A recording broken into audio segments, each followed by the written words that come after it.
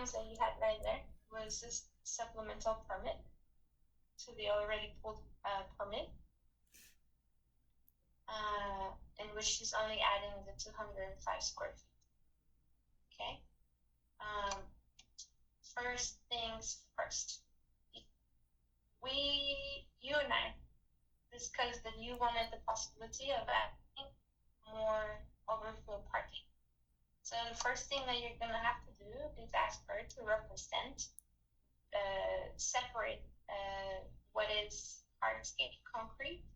You could make it hatch a different color or make it gray, so it's obvious what is landscape. Just to get that approved, you're gonna have to know the difference between one space and the other. You need to tell her if you're proposing concrete or pavers. Okay, and discuss with her what will be more likely for the city to approve, pavers or concrete. But make sure that it gets noted. Also, based on the drawings that you sent me, I have looked through all these sample drawings from the other project from Jorge. So I've gone in and seen what's worthy of taking out of here to add that information to your drawings. So first thing is she needs to differentiate between an existing line and a new line. So ask her to write along the line right here. When it's an existing sewer line, make sure she identifies it as an existing sewer line versus a new line. So then the contractor is very clear from which point is he running a new line and from which point is existing, so they don't get confused. Same thing for the gas. I think you want to show where the meter is, the location, not necessarily where the gas line is coming into the building, but where's the existing meter into the existing unit. And then if there is an existing line that is already passing through where you guys are going to connect, still call it existing up to the point where you are connecting, and then the rest call it new to connect it to the water heater in the bathroom, the stove in the kitchen, the dryer, etc. So she needs to differentiate between existing and new utility lines. Okay. Another thing I wanted to ask you, have you ever discussed with the city what is the possibility of legalizing the structures? I don't know why. I talked to Karen, and she said that this one in the back, the one you're pointing, it may be able to get permitted because there is enough space right here from the property line. But there's still no guarantees, but it has more chances. This one right here, though, is too close to the property line. It doesn't meet the minimum setbacks. So we would either have to cut it or remove it altogether. The plan of the contractor. So question, why did it get permitted in the initial permit? Because in the initial permit, we didn't know that they were illegal. We thought that they were permitted, and then during the process, that's when they told her, hey, these structures don't have a permit. Okay, then I would suggest definitely that change this note and say add permitting of patio cover to permit scope. So it goes in and you don't have to be messing around back and forth. You make sure it goes in, and she needs to figure out what, and then if this needs to be also changed. Well, maybe we need to do a three-way call or something, because remember how earlier you mentioned about the hello? Remember how you mentioned we don't need to do it. Chapis, remember how you mentioned that you wanted the concrete there? When I brought that up to her, she said that's a separate permit. So I'm not sure the city treats those as separate requests, the patios and the and the concrete. Although to me it doesn't make sense, right? You should be able to put everything onto one. So this is how it works in construction projects. You can split up the work into different permits to avoid delaying things, or you get a full, like one permit where you put all the scope of the work. In this case, you're making an improvement to the property. You're adding separating or creating a new unit. So the need for additional parking is part of it. So I wouldn't separate it in this case, Colette. I would suggest that you try to pull it all together, because every time you go in, you have to pay. It's a new permit, and it's not something that, it's either they tell you yes or no. It's not.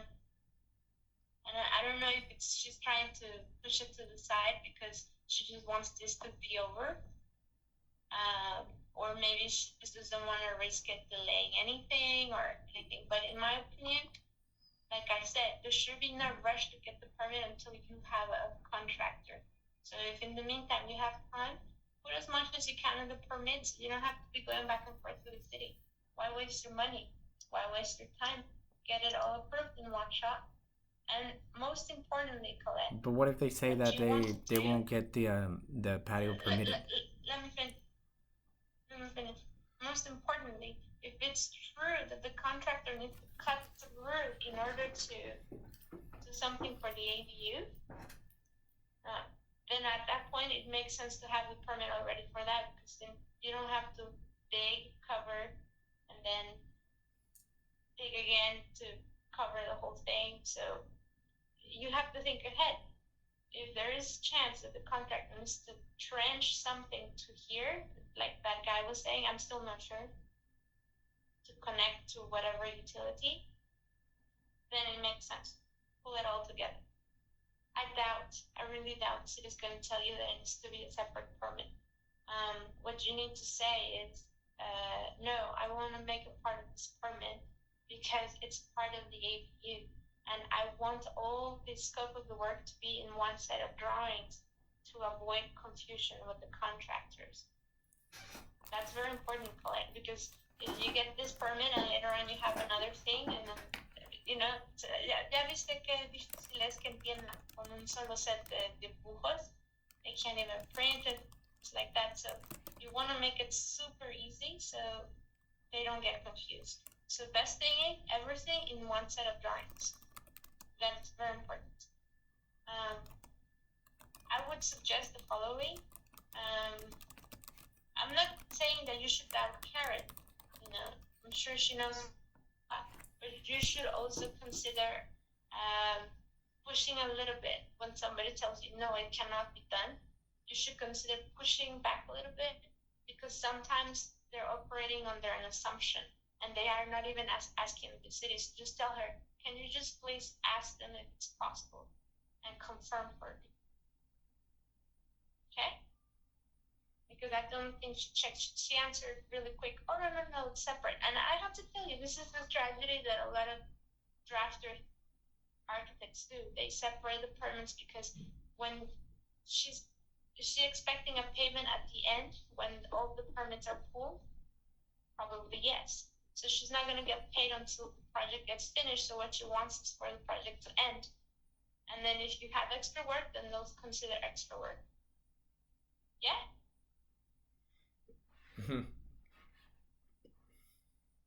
Just ask her to ask. Make sure. Say, you know what? I would really like it to be all together. So please confirm with the city if it's possible or not. And right off the bat, the city might tell you, no, you cannot add any more concrete. It's actually good that she calls them and asks. And then you can come back with the question. Then in that case, can we do pavers? Or like the picture I sent you, maybe give her the picture and tell her, first tell them concrete. If they don't want concrete, then offer them this. See? She needs some calling and asking. Okay, moving on.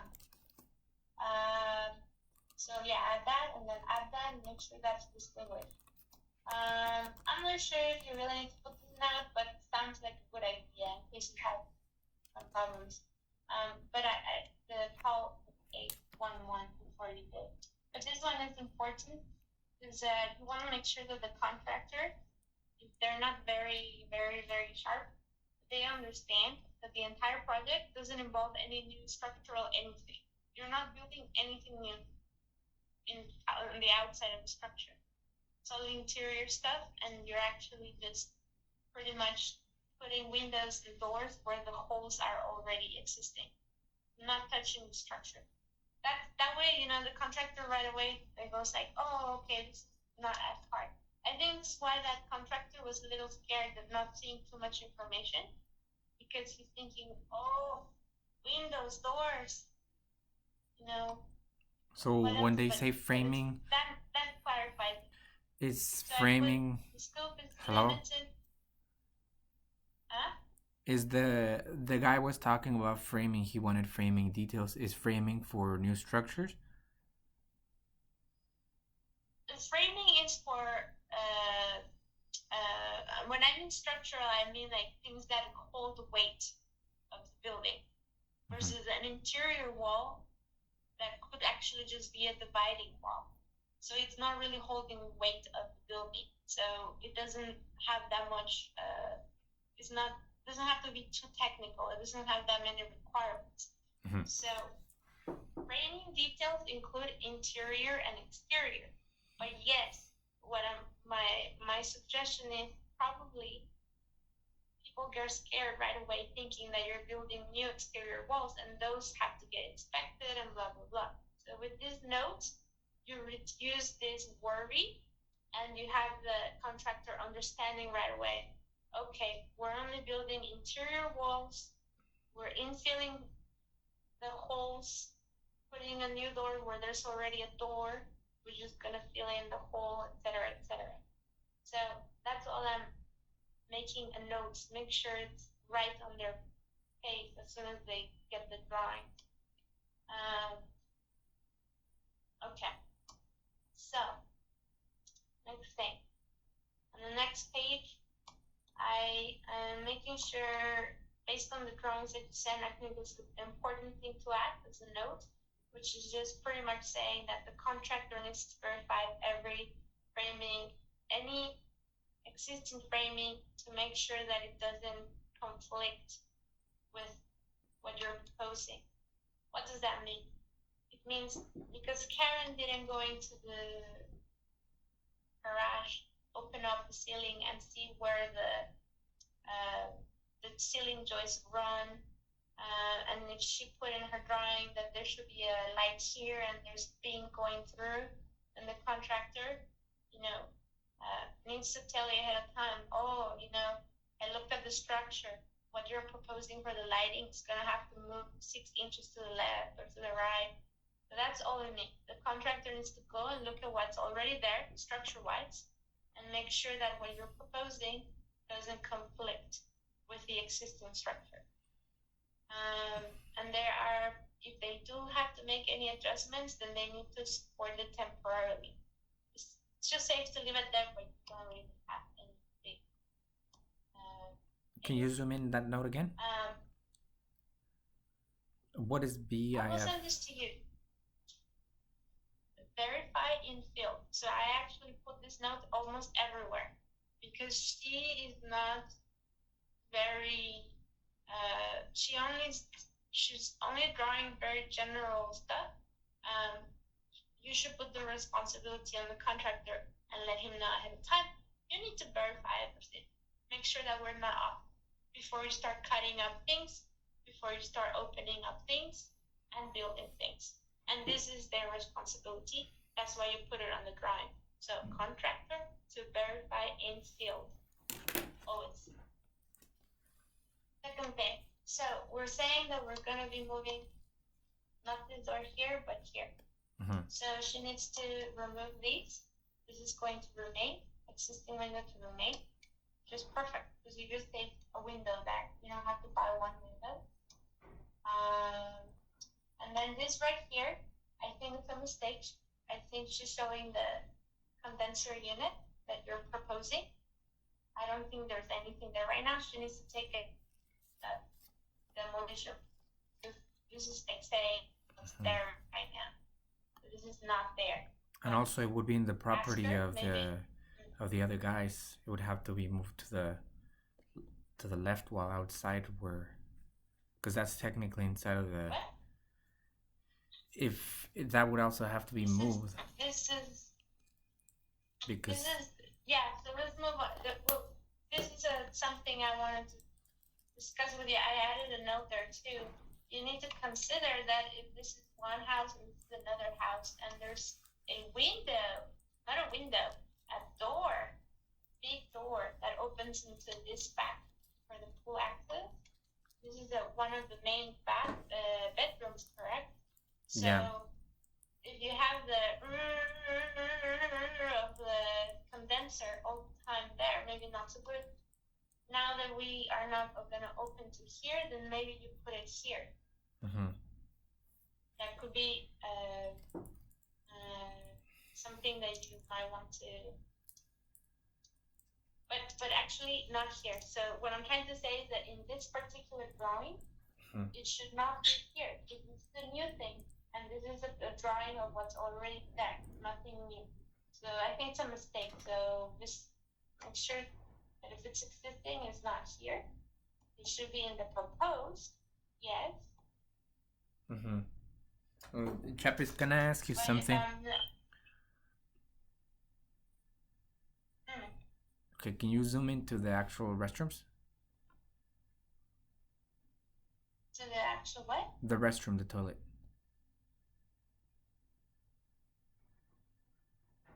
Wait.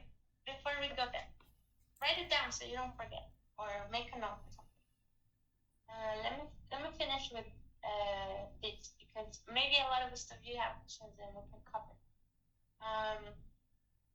Another thing that needs to be confirmed is the ceiling collet.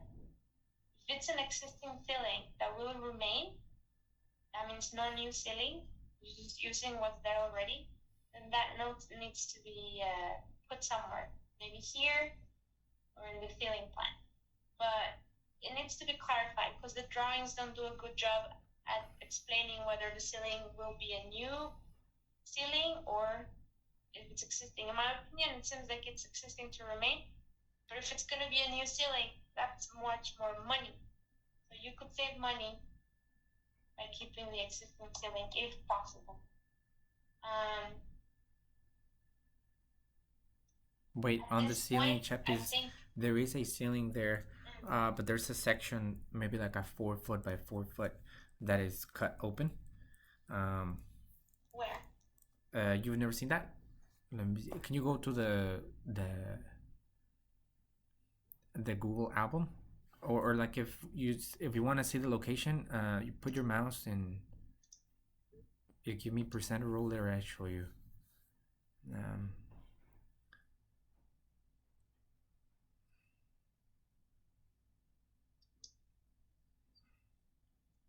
There's already an active space there. Yeah. See, she's not showing that. Is that the hole? No. No, it's on the opposite side.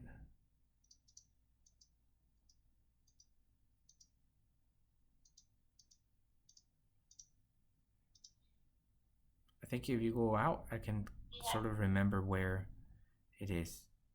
So the further down, you're still like everything's in chronological order.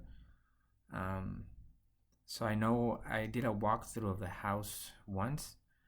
If you keep going down, now let me see. I went all the way down. Give me. Going up. There might be some lag. Why don't you give me mouse control? But see, these are all after I bought it, so I know. How do I give you mouse control? In one of those bubbles, wherever. Oh, share mouse. Can you see my mouse now? Oh, it's because I'm using the browser. Okay, so once you download, then cancel. It's okay then. I don't know. We could do that later. Go up a little more, because I was already setting up the house, but it's like during escrow. See, I'm fixing, so go higher up. That was already fixing, go higher up.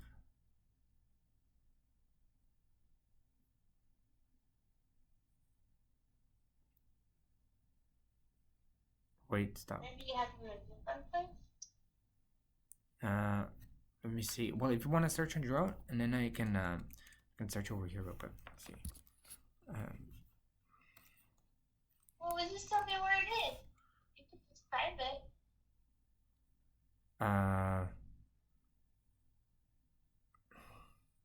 Wait. Yes.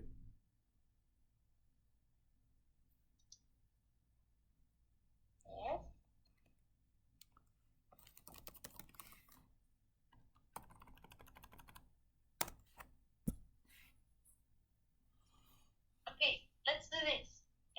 It's how we don't slow down, because it will slow down. Okay, I'll make a note and I'll send you a picture.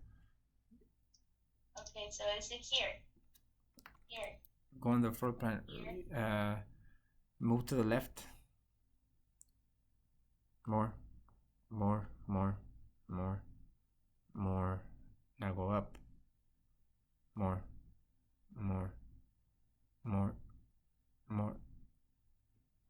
Like right there. Okay, so this one. Let's see. So that's basically just drywall, and then it's a popcorn ceiling. Now, for some reason, what's up with popcorn ceilings? Did they have asbestos? Or like, can we keep them? I don't think your house has asbestos. It's too new. But why are people getting rid of popcorn ceilings? Like, what's the problem with those? Well, they're getting outdated. Most people don't like popcorn ceiling anymore. Well, actually, you know, I'm confused because what we have here at the shop, that's a pop ceiling, right? And then what they have over there, I believe they call it popcorn, but it's more like stucco. It's like very thick stucco.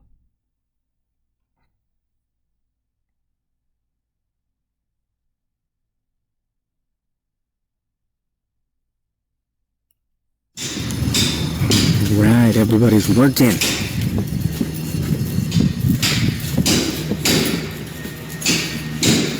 Switch it up.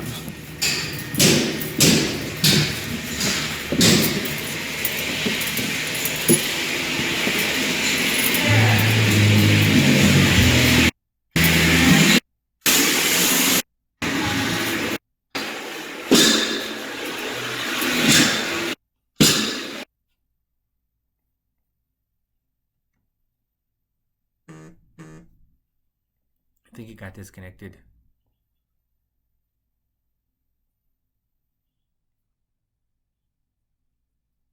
You're back?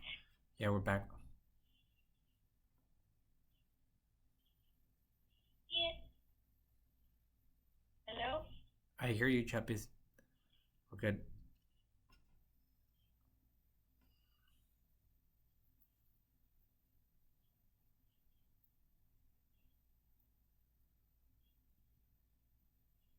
Can you hear me? Yeah. There is. Can you hear me? Yes, I hear you, Chappies. I hear you very It must be the connection. Let's try again. It says your connection is unstable.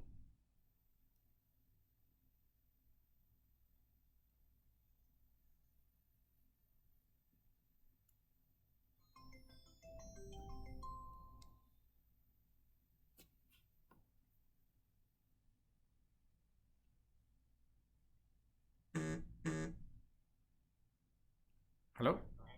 Yeah. What's up? hear me.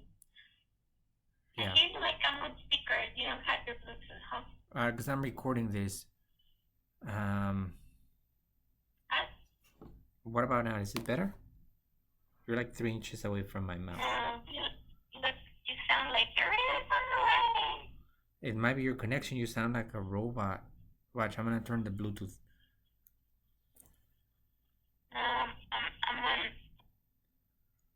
Does it sound any better now?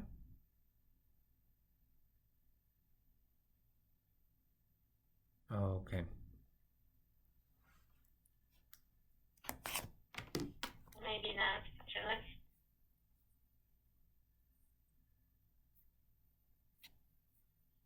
Better? Not quite.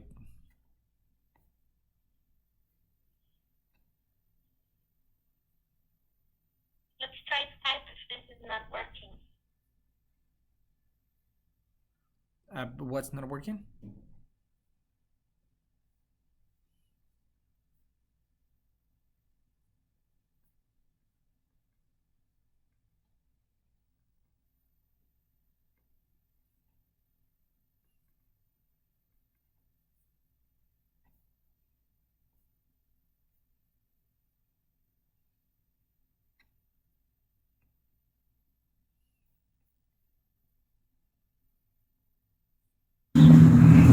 Alright, so I'm here with Eddie. He's showing me this beautiful house in Shalimar Place. Should we do audio or just video? Hello. What's up, chappies? Let me do audio, maybe that way. Oh, no. Okay, so that's the fan. Oops, there's no light.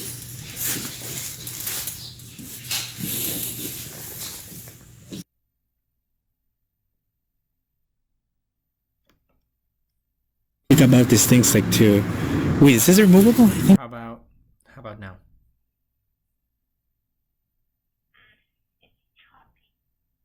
Yeah, you sound a little choppy. What about through the Join Me app, maybe? Let me try, see if I can phone you from there. Through the Join Me app, perhaps. The Join Me app. The Join Me app.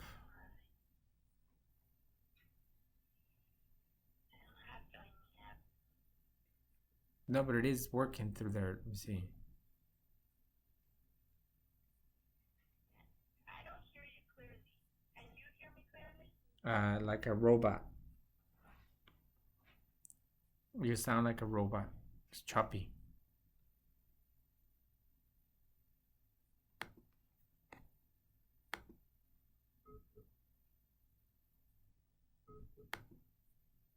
Okay, let's try it one more time.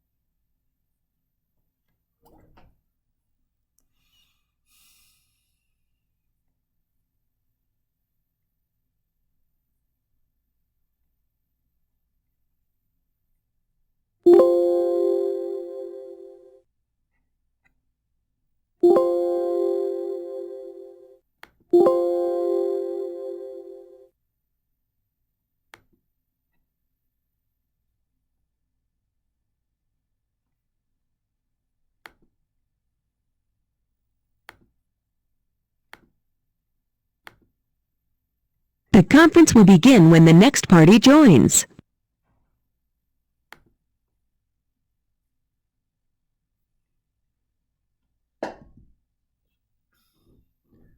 Hello?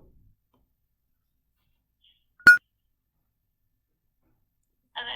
Hi, chappies. It sounds much better than Skype just because I don't hear the. Okay. Hello. No, you sound a little choppy. Not really. You sound a little choppy. But you want to try the Join Me? Just join through the audio of the computer. I'm just running so much on the computer. I don't think it'll be actually better. Well, let's give it a shot. Who knows? Maybe let's just try it once. If it doesn't, then we'll try like this.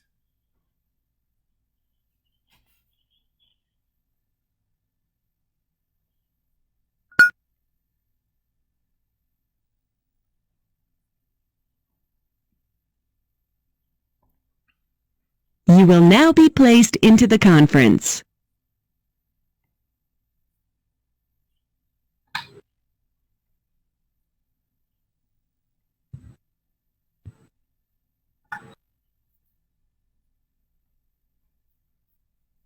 Can you hear me? Yeah, let me.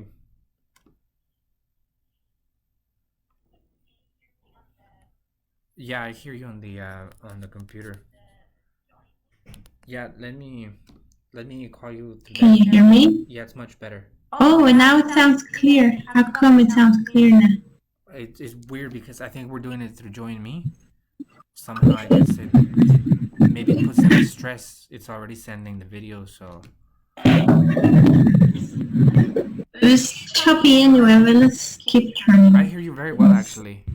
You can still see my screen? Not yet. I think we paused it or something. Let's see.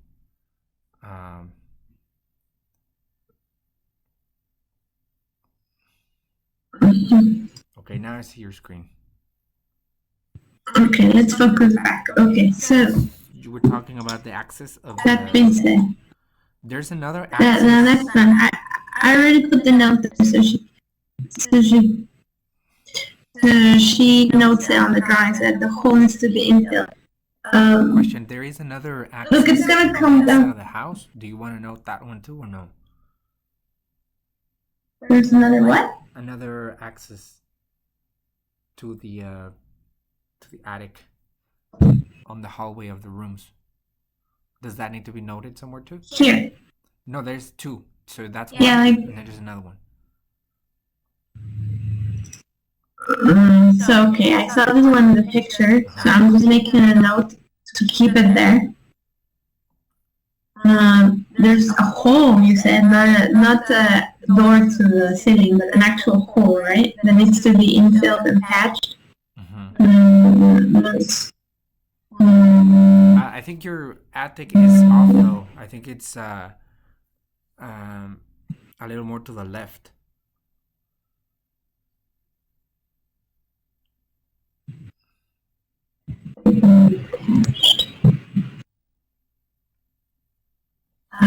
Okay, no worries. Just that's something she can do. Okay.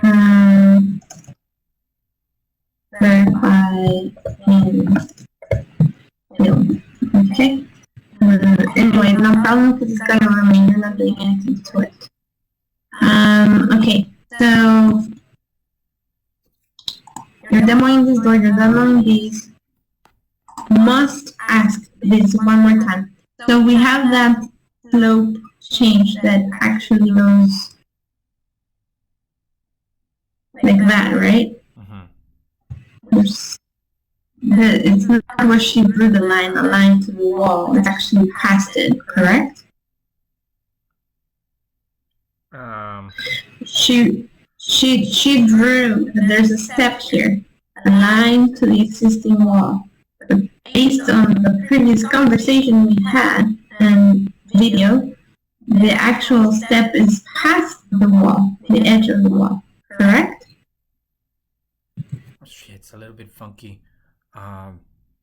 Yes. What do you mean it's a little bit funky? What's a little bit funky?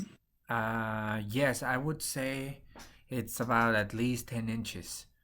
10 inches from the... You can see right there. See that box where you have your mouse? Había una caja ahí de vinil. Or even bigger. So that thickness, okay. Yeah, that's at least... But it doesn't matter. So we're making a note here that she needs to locate level change and dimension accurately. This is not the correct location.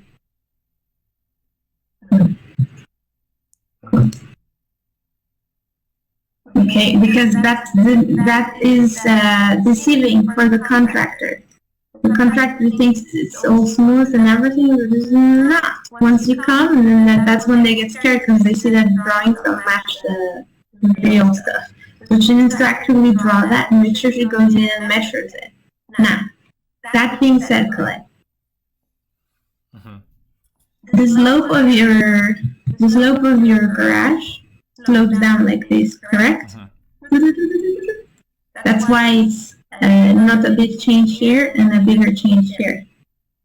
And that's usually because there's no bump or anything here for the car to come in smoothly. if it rains a lot and the water comes in, what you want to do is make sure that it also comes out by sloping the thing. My understanding is that, and I missed it at first because I never considered that, but even in the drawings from this sample you sent me, what they're proposing in the drawings from Jorge's house is to put a top concrete slab, a slab on top of the slab. Which in that case, if you did, because when they remove this door, you're gonna have to put up a concrete curb here. Okay? And then they build up the wall on top of that curb. So it matches the rest of the house. The rest of the walls in the garage are on top of a concrete curb. Which means... When you say curb, you mean like como una banqueta? Banqueta, sí, curb. So that concrete curb becomes pretty much that. See that? Oh. The concrete curb. Yeah. Why you want that? Because you don't want water coming in, right? Why you want that? Because you want to separate the dirt from the inside of the house. You want that separation. Point is, right now, this is slopey. You're gonna put up a curve here, and you have this very awkward line. But the point is that this is not the slab that is coming down or sloped. It's this one. So what needs to happen is that you need to level the entire space. Oye, can I ask you a question? Because the two issues that you're talking about have been mentioned by contractors and have been offered different solutions. So I want to run it by you.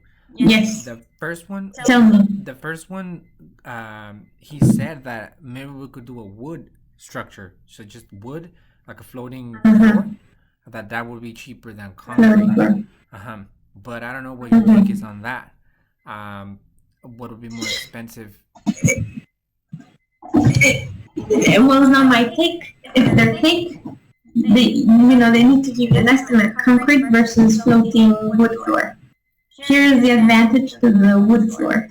Because it's gonna be floating, so when the rest of the concrete gets really hot, the floor doesn't get that hot. When the rest of the concrete is very cold in the winter, then the floor doesn't get that cold in the winter.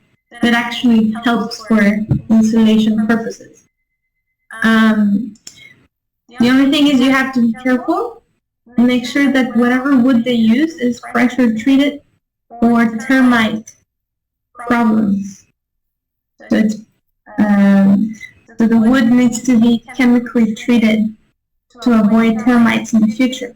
So you don't have to break the floor to fix it, and then just be conscious that because it's a floating floor, then it's not going to be completely solid. So when you walk, there'll be that sound of a floating floor. Obviously, nowadays they do a better job. They put this foam so it doesn't sound hollow. But be aware that's going to be an experience that, to me, it doesn't matter, but I don't know about you. The guy also said that if we had pipes or anything to run, that it'd be easier to run them that way. But I don't know which pipes or what would have to run through. Well, at this moment, you're not running any pipes through here. Most of your pipes are actually running so it's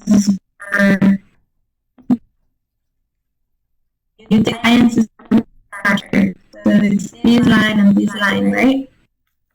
Which is where the slope is the least. So I'm not too sure about that. However, I must say, let me take this out.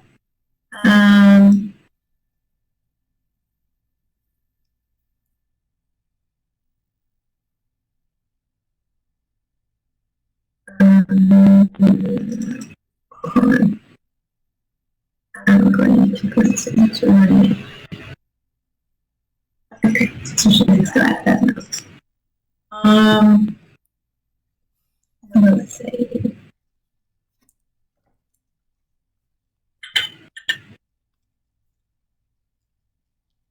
Here. However, if we do put this thing here, and you want to run, well, if this is a line now, you could have the electrical running through the wall, and now you have an outlet here, so you don't have to put an outlet on the floor. But let's say you actually wanted to put like a lamp here, and of course you're not going to run the cord to the wall. You could have floor outlets. If you're floating the floor, then it's super easy for the contractor to run the electrical under and have floor outlets everywhere. So if you ever needed specific power, you don't have to run the cords from the walls to the middle of the space. But other than that, I don't see you running any plumbing or anything, unless something has to be run. It is a possibility, but you know, it's not bad. If they can give you a better price, I would take it. I don't see a problem with it. Just make sure that you specifically ask them to make sure that they deal with the sound of hollow. You know, put some foam on the subflooring so it doesn't sound terrible. Which is perfectly doable. It's very doable. Oye, ¿y qué tal What other option did they give you? Pues, well, why can't, well, nobody gave me this option, but I was thinking, why can't we just leave it the way it is? It's not that, it doesn't feel like that much. It looks a lot when you measure from the starting slope and the ending slope. It's like 5 inches. So it seems like a lot, but when you're there, it doesn't really feel that much. So the guy was saying, well, but if you put like a piece of furniture... What's the maximum? What's the maximum here? Yo creo que unas 5 o 6 pulgadas. Okay, so here's the thing. Watch this. I mean, it doesn't... So basically, imagine that's that wall. Imagine this is the wall where the garage door used to be. Yes? The garage door? Mm-hmm. Just imagine that's where the garage door used to be. So the contractor is going to come in and it's going to build una baqueta aquí de concreto. Okay? And then the wall is going to be attached on top of that. Now imagine that we're actually looking where the door is instead of the wall, but the door. So the actual what's actually happening. Maybe this is not the best drawing. It would be more like.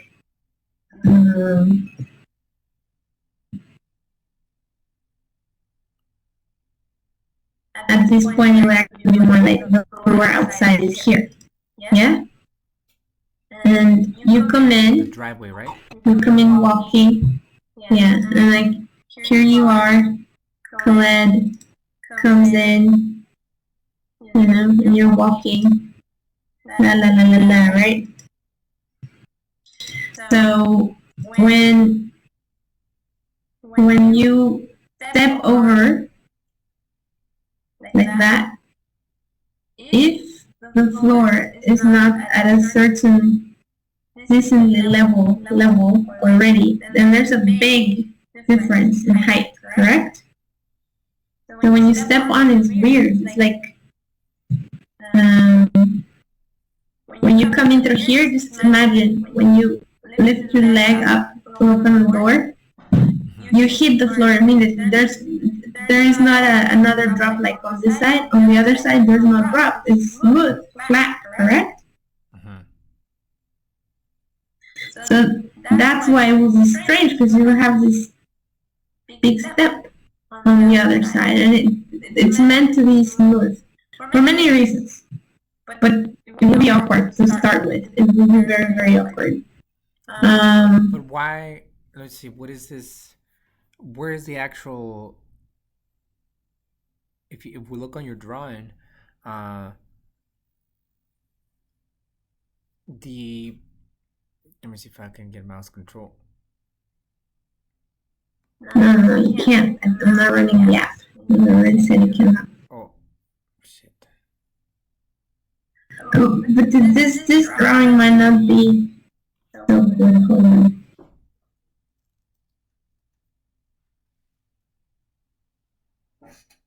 That curve that you drew, how tall does that need to be? Like, are they asking for that? Is that per city code? No, that has to be the way it is. That's how you have to build a curve in order to put a wall. Even though not even at the door, I mean, the door needs to follow what the walls around it do.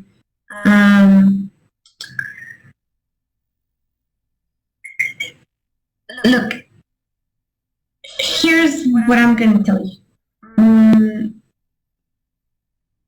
You can ask. I'm not too sure how, but she got it approved without putting any note on it. However, it might be like the city thought it was assumed we were going to level off the floor. Typically, in a living space, you want level floor. It's not common to see houses that are sloping. If you think about it, even if it's just a little bit, you would feel it because things would feel sloped. You would see it at the edge of the wall. You would see how the edge of the bottom goes from little to big. So it is something that needs to be done in order to turn the space from a garage to a living space. Now, the advantage for you and why I think you should just go ahead and do it, and I'm pretty sure the contractors were quoting you on that. Not, I was looking on Google and it seems to be something that could go from $500 to $1,500.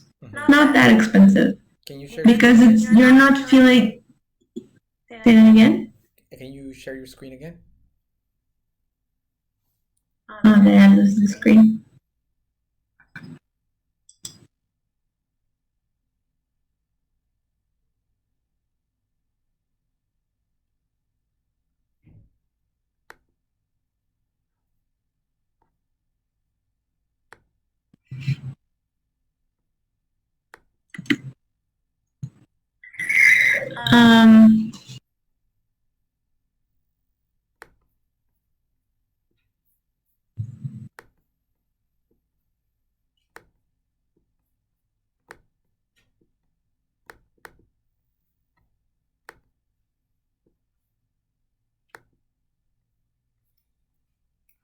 So you said it's $500 to $1,500 to level it?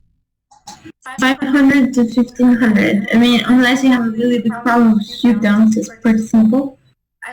Look, here's the thing. Just come in asking for it. Okay, if it comes down to like, okay, you really need to start cutting things, we can cut other things. But this is something that will make your building normal. If you have an awkward space, it's not rentable, it's not going to do you any good, and it could be problematic. And maybe later on they say it's not good or something like that. It might not pass inspection if it's not leveled. So it's just something that I would recommend for another reason. So, like I was saying, here's the thing. You already have this awkward thing, right? That is running from here to here. So if you level all of this space, if you level all of this space to follow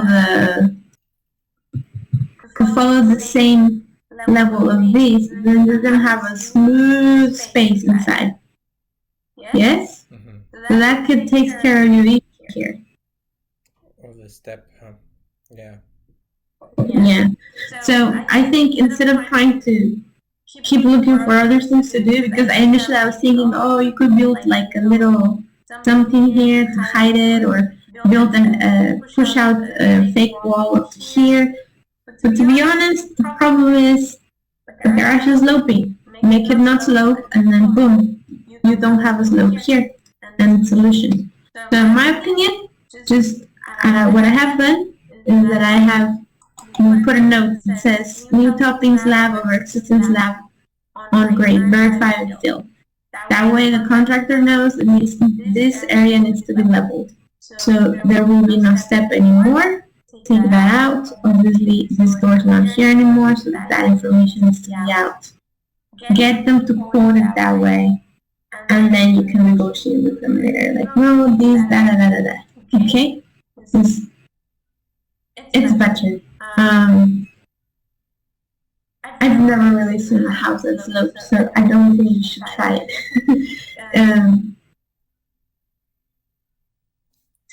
If you want to experiment, you can always put a brick on your sofa and see if you feel it. See if you feel it.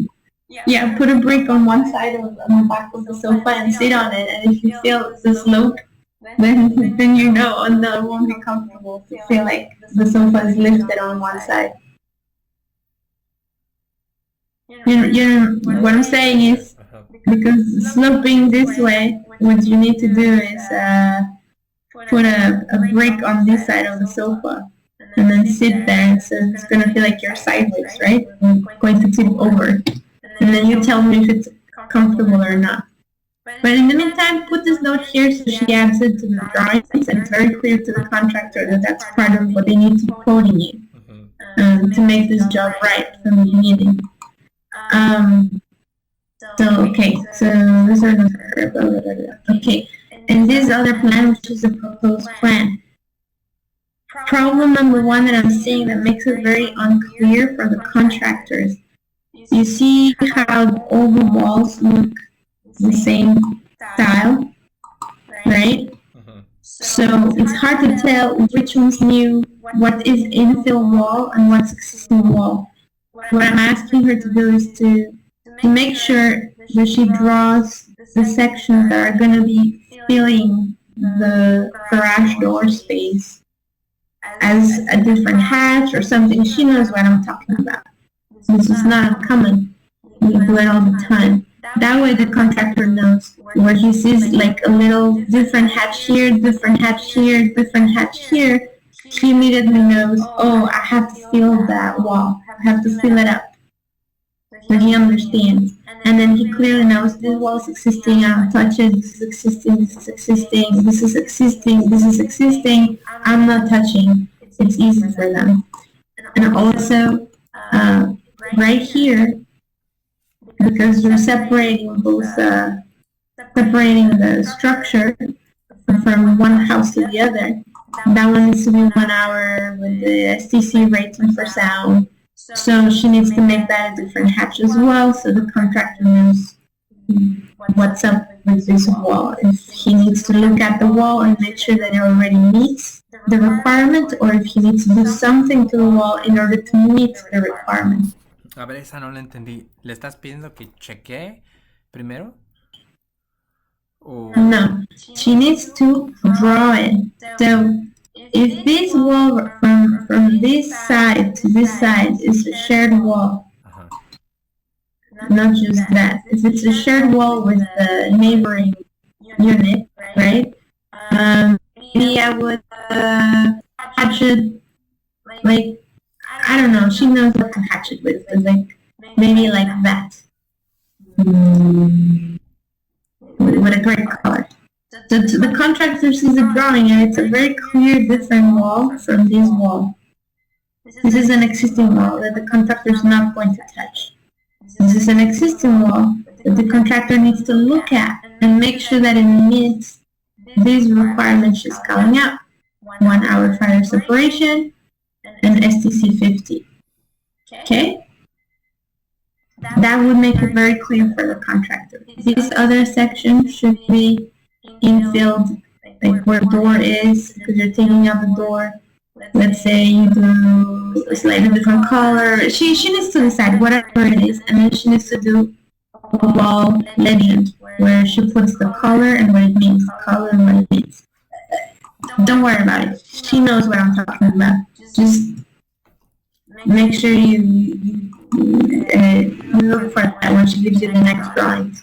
So, point is, the contractor can see, oh, this is the same. I have to infill this wall to make it the same as this right here. What's around it? I'm just going to infill it to match the existing, period. Okay? Same thing for here and same thing for here. Because when she drew this wall differently, okay, then the first question that comes to the contractor's mind is, oh, am I making a new closet? Because she's not saying whether this is existing or is new. There's nothing in the drawings pointing out what they are, new or existing. So I want her to make sure that her walls reflect the story of what you want. If she's making this gray, then she needs to do a little rectangle here that's gray and call it existing closet walls remain, period. So the contractor knows, oh, I'm not doing anything with it. I can ignore that, blah, blah, blah, blah. So that's something that needs to be clarified. So the contractor can give you, can read the drawings better. Again, she didn't remove that pocket door. I'm making this, so I'm swinging it this way. I think it's better if you swing it in this way. Okay. Well, you and I have talked about swinging to the outside in the past. That was my first choice, but I think I saw the email you sent to her, and you actually wrote to her, swing it to the inside. Once you remove this wall, swinging to the inside actually makes more sense. So it works, because this won't be there. If we go to here, okay, I already covered it up. So now you don't have a wall, so you can swing inside, and there's no, like, even if you have 3 people here, nobody's hitting each other. So no problem. Swing it to the inside, no problem.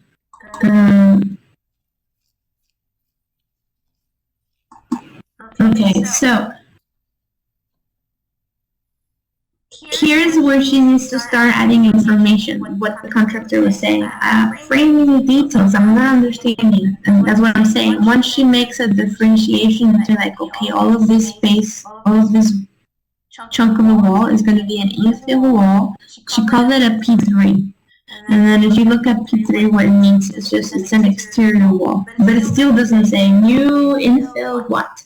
So once she adds that note, it helps with that. But I'm also asking her to add a second note that says, look at the structural concrete curb detail. So this is the detail and this is the page. So we go to page A, where she's putting all her details already. And I'm just adding a reference to this detail. So then the contractor can look and say, okay, it's an exterior wall, so the exterior wall needs what? So I'm asking her to make sure, she says, the stucco system needs to be painted to match existing and provide required moisture barrier. Not just this little note, a little more explicit. The slope on the outside needs to be sloping 2% away from the building. The contractor needs to make sure of that. I assume you're okay on that, etc. And what's going on in the inside. So you can start understanding. The contractor can see, okay, this wall is going to behave like this one. And I need to make sure all of this is checked up. When I infill the wall, I need to include these. So that's what the reference to that page does. Same thing for here and here. Okay, so that will give the contractor a little more framing information. Also, I saw the, what is it?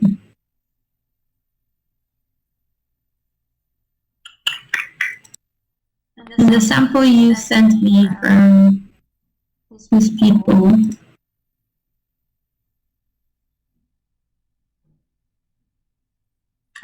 here. So walls, believe it or not, have UL numbers too. So in the project for Jorge, there's a specific type of wall we're calling out. It's a 2-hour rating wall. You can look this online. Specific rating, STC rating, and then it shoots you up this like drawing of what it needs to have, how far apart the steps need to be, blah blah blah. they put it in the drawings just so the contractor knows exactly what they need to put in. I saw that Karen copied something similar, but it's not clear, and it's not.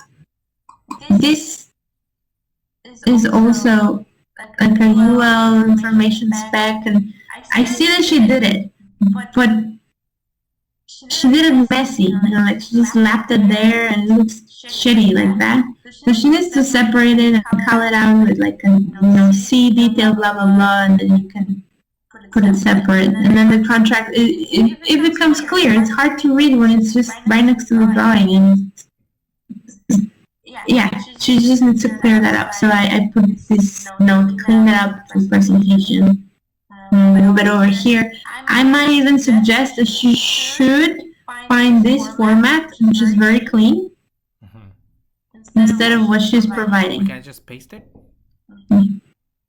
No, it's a different one. You have a 1 hour.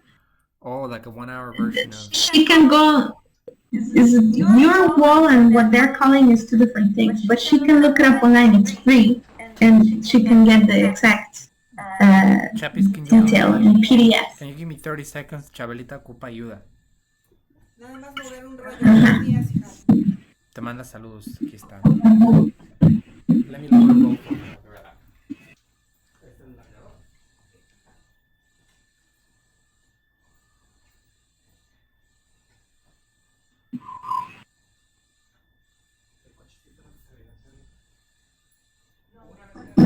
You didn't like the chicken. Okay. What's the sweet, huh?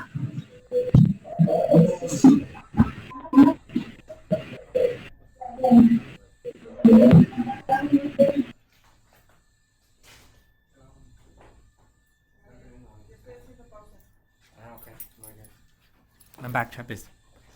So you were saying that these are not the 2 hours, so we can't use them.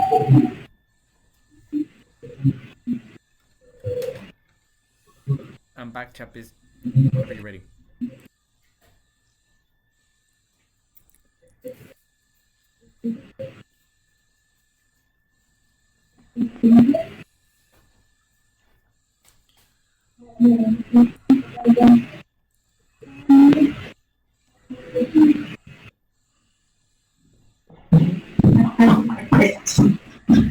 Okay, so yes, just ask her to just tell her, mine's better, you put a clear one, and you could show her this one and say, look, it's very clean, just go into the UL website, the UL website has this collet, it's free, anyone can access it, no problem. What on his drawings, on Jorge's drawings? Say it again? What page is it on Jorge's drawings? Don't worry about it. Just you're gonna give her those drawings. She probably will benefit from having reference drawings in the future, and she knows how to look for them. Okay. So don't worry. Just tell her in the drawings and the sample drawings I'm giving you. It's a very clear format. Maybe you should put that there. And if she's like, no, I don't understand, whatever, just move what you have over here, make it clean, because it's kind of shitty presentation. Okay. So going back. I think that's about it. So that would clarify a lot of the walls and everything.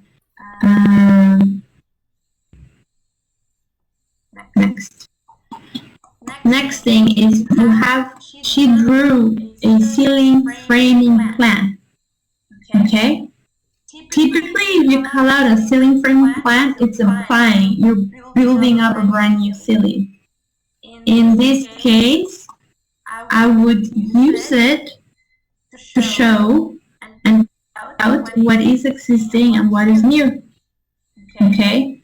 And provide the heights, because she's not showing at which height is the ceiling. So she needs to actually show this ceiling is at 8 feet from the floor, or 7 feet, and blah blah blah.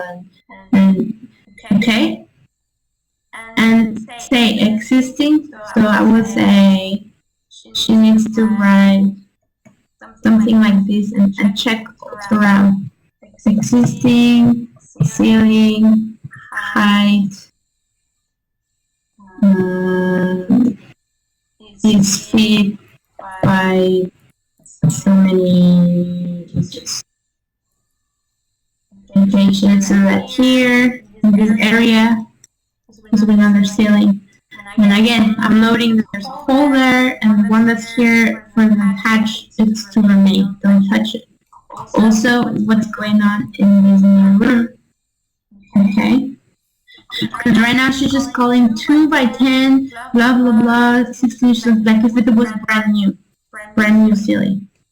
So you need to consider. What's a CJ? Maybe you can say what's there. What is that? Huh? It says 2 by 10. What is that? This line.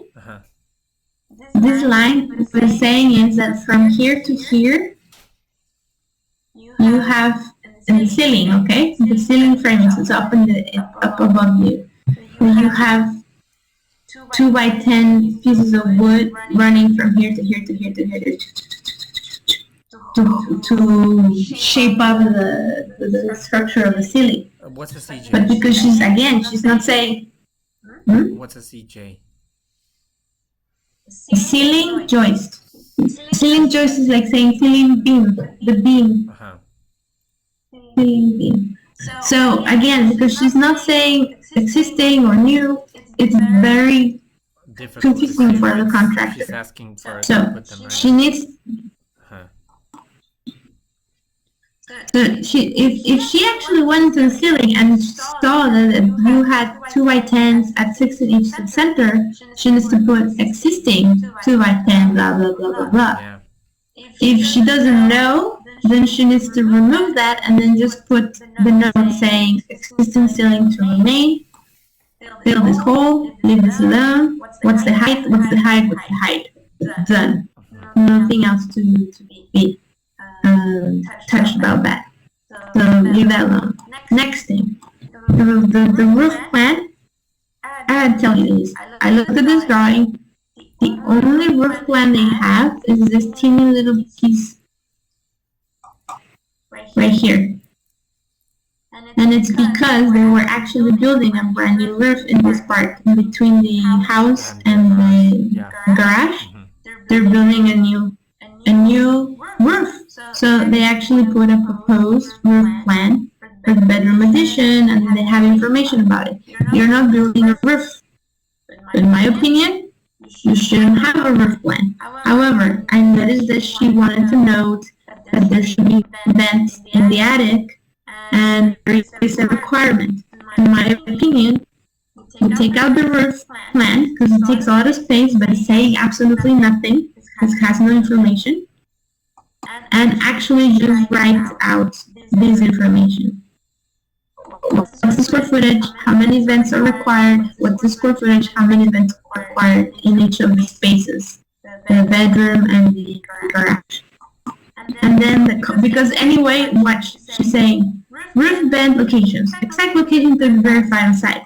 So it's actually useless that she's drawing them. Oh yeah, that's because confusing too. The contractor is not going to put them where she drew them. The contractor is going to put them where it's more convenient and easier to work.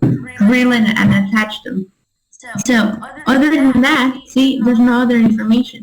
The slope of the ceiling and all of that is not important because you're not touching the roof. You're not doing anything with it. So in my opinion, tell her, please remove this.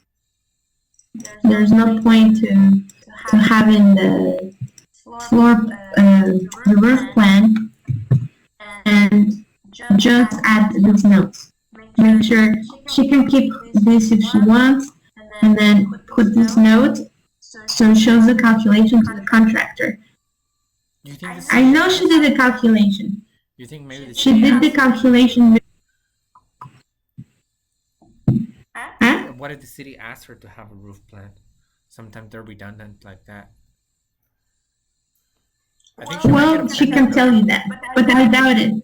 I just don't want to get because it's just gonna be a big void right there on the paper, and then what are we gonna put? No. Let me walk through it. I'll get to it. Don't worry about it. Okay. But here's the thing. Ask her for it. If the city asked her for it, then she will tell you. If the city didn't ask her for it and she just put it in because she didn't know how to express the vents, it's fine. The drawings from Jorge don't have anything about vents in the plan. They have it in a note. This is where I got this. See, they don't have any vents shown. There's no big roof plan of the entire place. All they did was show the ventilation here. See? Note. How many vents do they need? Done. I need 4, 10, total of 14. She did the calculation because she had exactly 9. But what I'm saying is you don't need to show where they go because at the end of the day, the contractor will put them where it works. And the drawing is useless. I'm sorry, what do the But she does need to... What does a roof vent look like? Are these the ones that spin up on top of the roof? It's right here.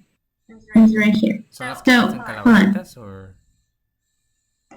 No, not so much. Not necessarily. I mean, you can just whatever you want, but these are more meant to be like discreet because it's a lot. Not in 9 freaking vents. It's a lot. Let's see if I have a picture for you. And what are these vents for? Are they just taking heat out of the attic, or are these from the house Yes. to the? Yes. So some of them are like these. I took them.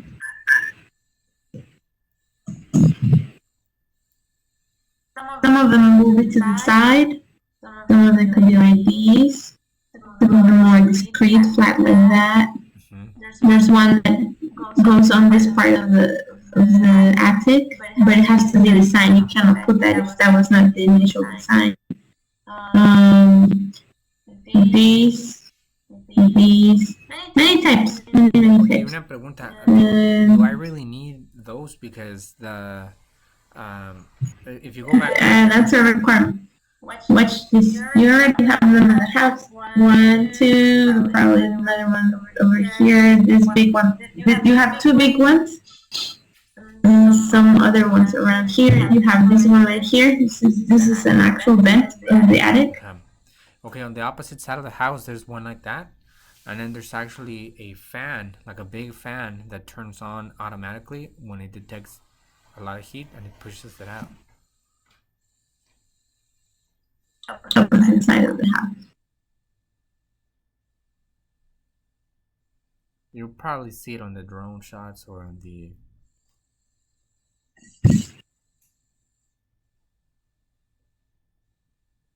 maybe. Oh yeah, it's on the opposite. These big ones. No, on the side, como las que parecen This tentáculos. one. I think so, yeah, but on the other side. And it's big. It's like a big ass, like a 3x3 window. Yeah, but here's the thing. So what's happening is they put it on this side of the house because it's the part of the house is being occupied.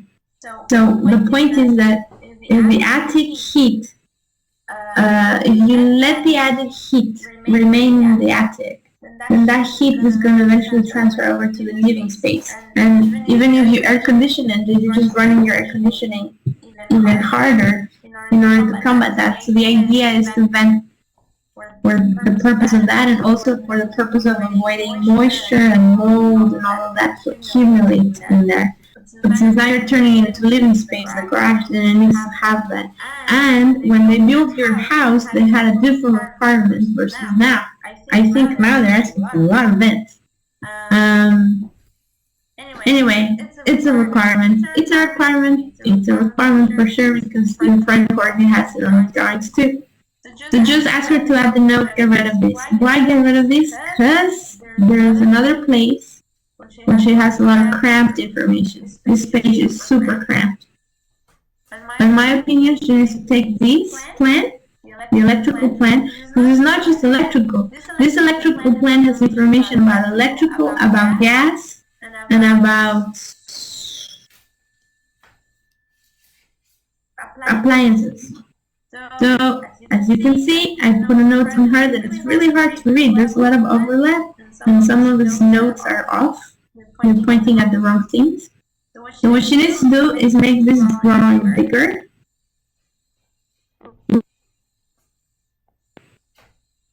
She needs space to make the notes clearer and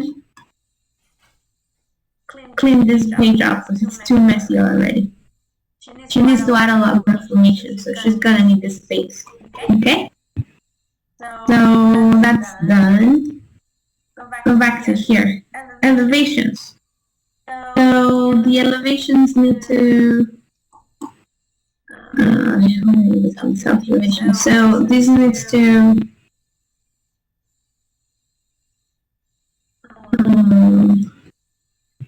revise. She needs to revise it so it shows the door. And then she needs to do the same thing here. Remove the door and leave the existing window. Oh, I had already noted that. But another thing needs to be taken into consideration for the contractor's estimate is I noticed that she drew the elevation like this, but look at the picture. You have wood siding going in this direction, and then you have these brown elements all around your house, which obviously need to be continued over here, right? So she needs to draw in how that would look like to pretty much mimic what's already going on in the rest of the house. I kind of did an example here.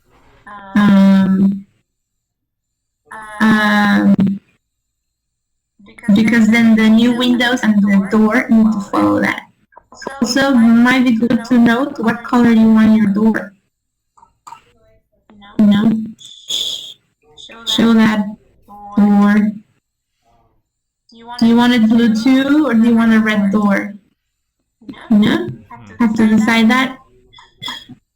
Because the contractor will put whatever they want if you don't tell them what you want to. Contractors should have a conversation with you before you buy things to make sure what's to turn at it ahead of time. Also, the lighting. So now you have your door on this side, so this lamp should go here. And I noted that here. So if you have the door here, now you should have the exterior light here and provide a switch for it in the inside. Don't need this anymore. You probably don't need this anymore. Save some money there. No need for lighting outside if you don't really need it.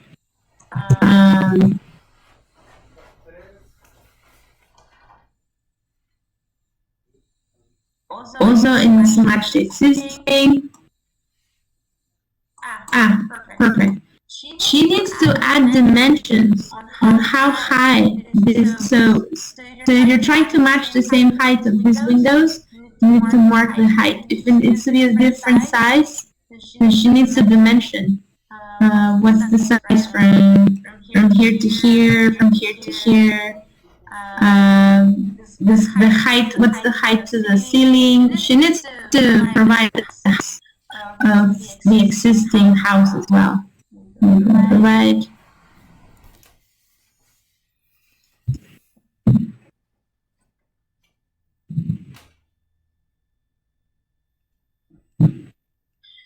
Okay. So right here, if you're going to move the condenser unit to here on this side of the house, Colette, it needs to be updated in the drawings. And also in the notes, she's calling out concrete base, not less than 3 inches above. So that needs to be clarified on the drawing. Make sure the contractor knows that they need to pour a concrete base to put the condenser on it. Shown here. Why does it need a concrete base? because it's an electric thing. You don't want the ground, if it rains, you want separation. Yeah, things like that. But typically, yes. I mean, I talked to you about maybe attaching it to the roof, but it might be cheaper. Just check with the contractor. Would it be cheaper this way or that way? Ultimately, I think it's better in a way that you can hide it as much as possible. If it's gonna be here, it's gonna be facing the outside of the house and everything, so maybe put a screen outside. Maybe not now, but in the future, you can start investing in putting a screen on it so it's not too... It doesn't matter, nobody dies if they look at it, right?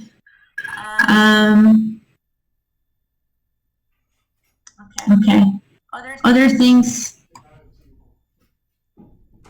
Again, she's calling this radiant barrier in attic space, radiant guard, blah, blah, blah, but she's not saying put it in, it's existing, it's new, she needs to put that note, revise that so it's not there anymore. If she's talking about insulation, then she needs to actually specifically say what insulation needs to be used on the... Is it a spray-on, etc.? This is an example.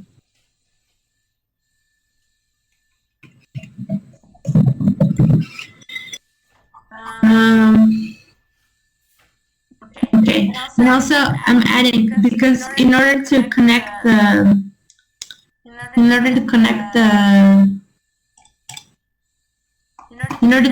the actual AC unit to the condenser outside, you're going to have to make a hole through the wall. So that's a penetration to the outside. And I copied the detail from your friend's drawing, put it in a plan. She could copy paste. I don't see a problem with it. So I am adding it here. She could rearrange it whatever she wants, whatever she thinks it would be clearer. I'm just putting it where it's some space right now. But this detail needs to be called out for here, for this penetration. Maybe put them out, reference wall penetration detail. Okay. Okay, here's the fun part. Ready? Alright, so we already talked about changing these things, blah, blah, blah. So right here, opportunity to build a storage wall built in or just finished. To keep your budget low, your costs low, I would say take that away. Simple. It doesn't add to the future. You could do that yourself if you wanted.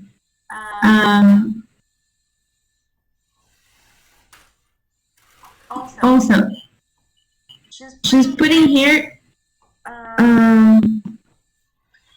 the bedroom flooring as if it was the same as the new flooring. Are you planning on replacing the flooring in the bedroom? No, that's brand new. Okay, so it needs to be stated. What is the existing flooring? Are you replacing? If not, put existing. Don't touch it, etc. If it's new, it needs to be noted. So it needs to be clarified. Even when you're not doing anything in the room, you need to clarify it in the drawings. Existing to remain. Existing to be removed. Existing to be replaced, etc. Otherwise, the contractor looks at it and he doesn't know, do I have anything to do there or not? Just to be clear, you could say the flooring to remain, no painting, no scope, no finishing scope here, etc. She could word it however she wants. In my opinion, she can have that up there. Okay, so now moving on to this beautiful mess.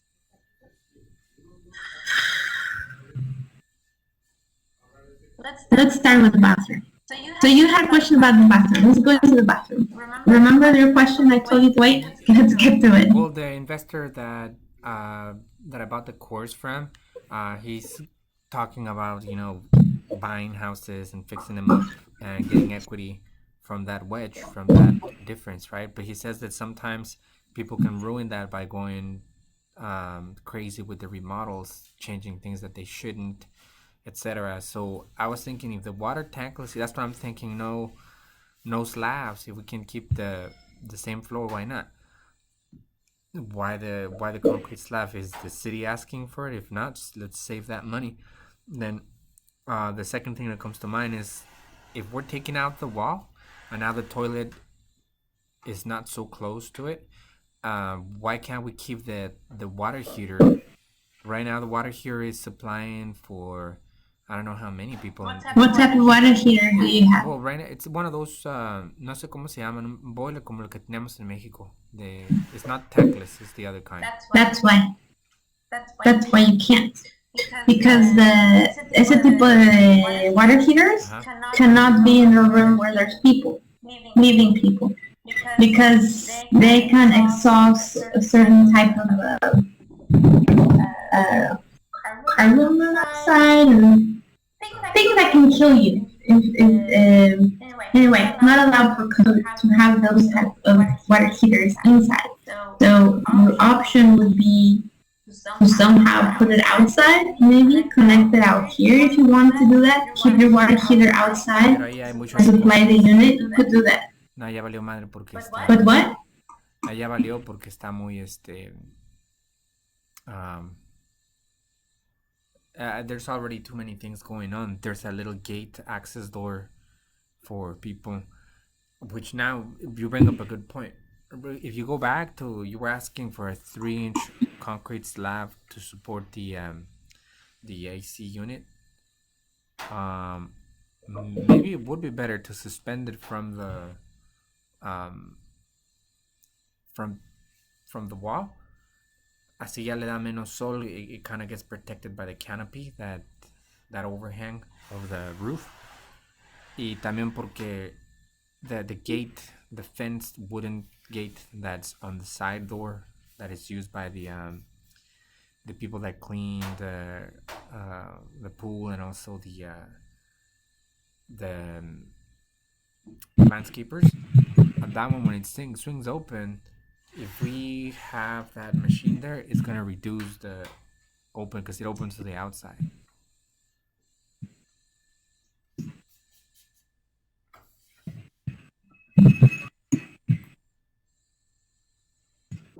Okay, so I put a note there, because this is something you need to go over there, measure, check, and see, and then check with your contractor what will be cheaper, what will be easier. Is there a problem? Put it up here, because structurally speaking, they need to make sure it can handle the weight and the vibration.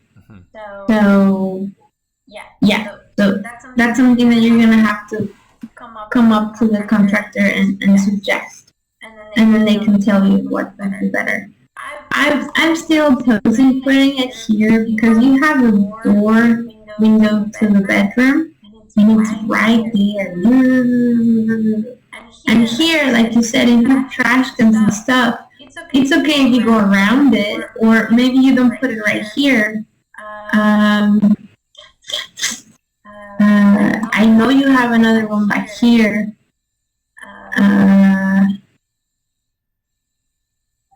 This area in your pictures looks like it's not that important, right? But you don't want it right next to the window. Maybe put it, I don't know. I mean, if there wasn't a big sliding window board, then this would be ideal space. Oye, otra cosa. Go back and look at it. You decide. I'm not there, so I can't really see everything. So you need to go there and, where do I want it? Where would it be better? And just give the direction to Karen, so she actually shows it correctly in the drawings, and make the decision. Either way, no perfect decision.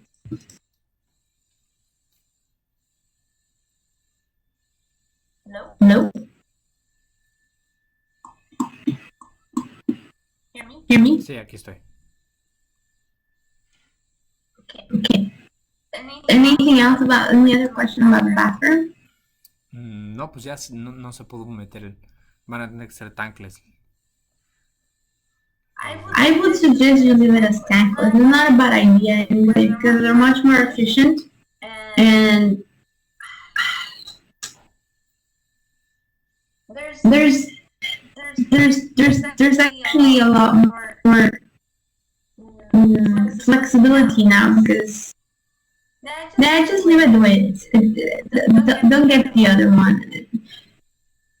It's not safe. Do you remember how Cruz he put a tankless water heater when we first moved to the house? And then we had problems with it because they were the first ones. They were still kind of, people needed to figure out how to make them work properly. And then it broke down and he replaced it for a big tank. Remember?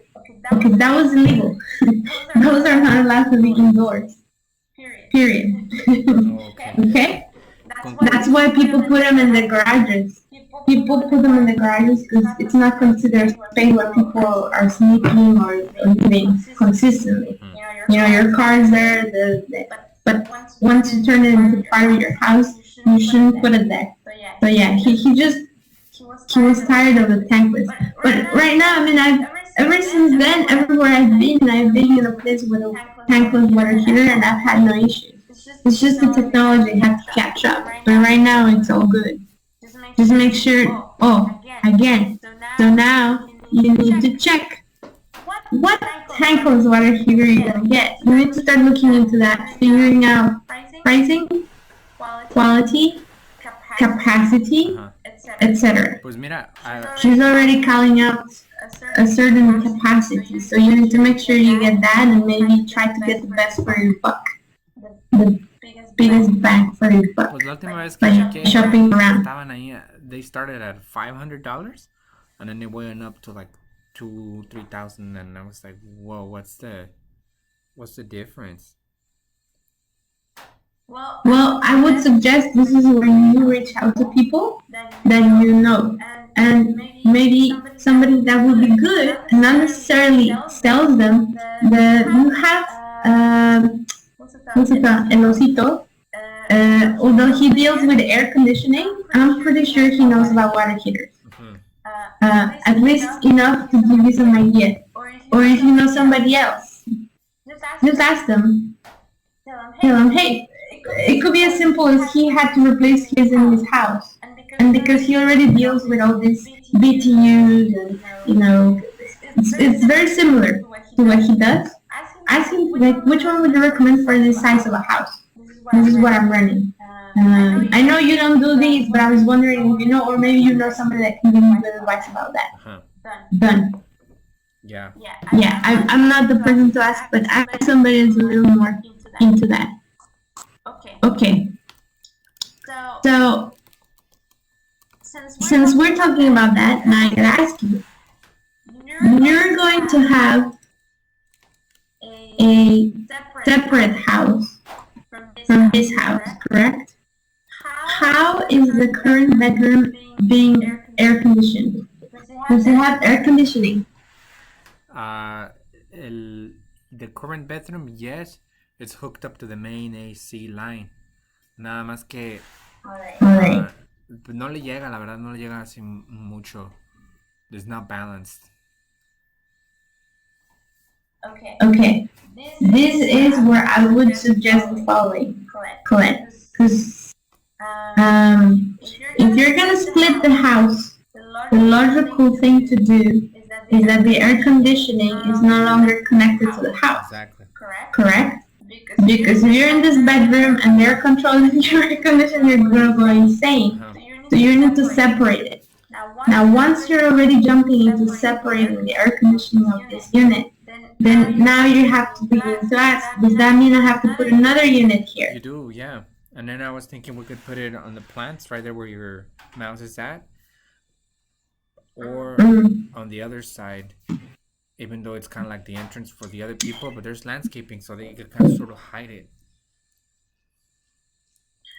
Right. So this is your next thing that you need to do. You need to, again, you can reach out to Elositos and he knows about this stuff and he can recommend you. And he can actually tell you also if it's recommended to put the condenser units above, Can those like condensers go in hanging the attic? or attached to the wall. Can those condensers go in the attic?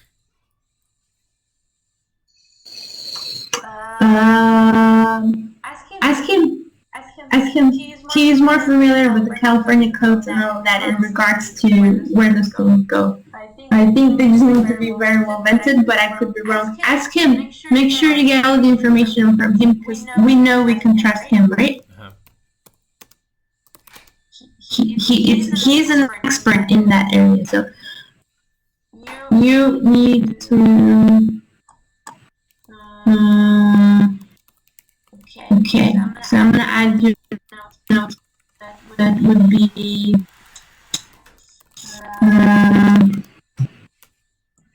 confirm how bedroom will be air conditioned.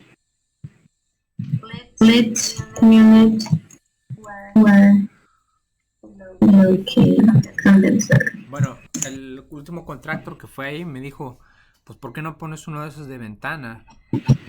Y le dije, pues tengo uno grande, nada más que... That's the shittiest thing in the world. No, but instead of putting it in the window, he said like to cut a hole in the wall and then put it there permanently. And I do have the one that was at my studio was pretty big. Pero le dije, the problem is that... Let me explain you something, Colette. Let me show you something. That's going to kill the appeal to your building. 100%. The moment you cut on the wall in front of those nasty looking vents here, is going to... I mean, if you're trying to hide the condenser, which is pretty much what you're putting up here, then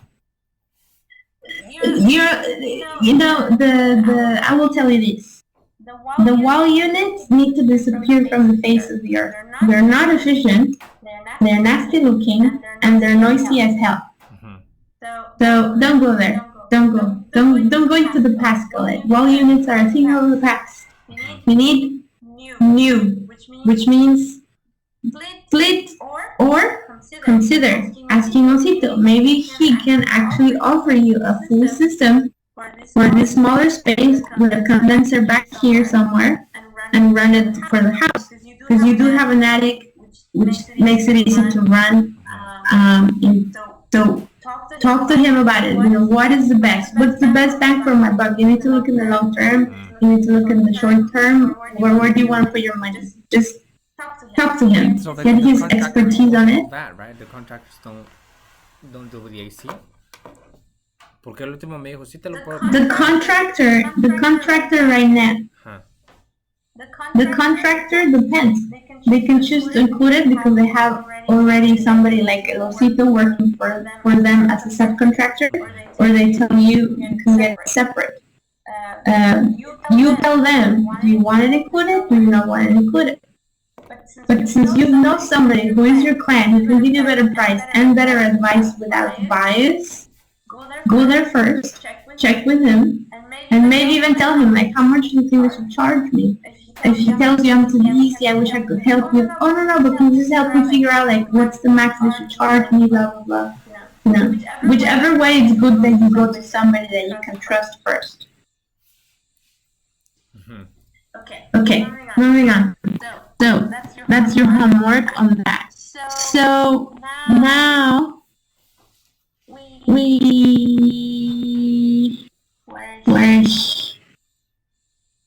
where were we?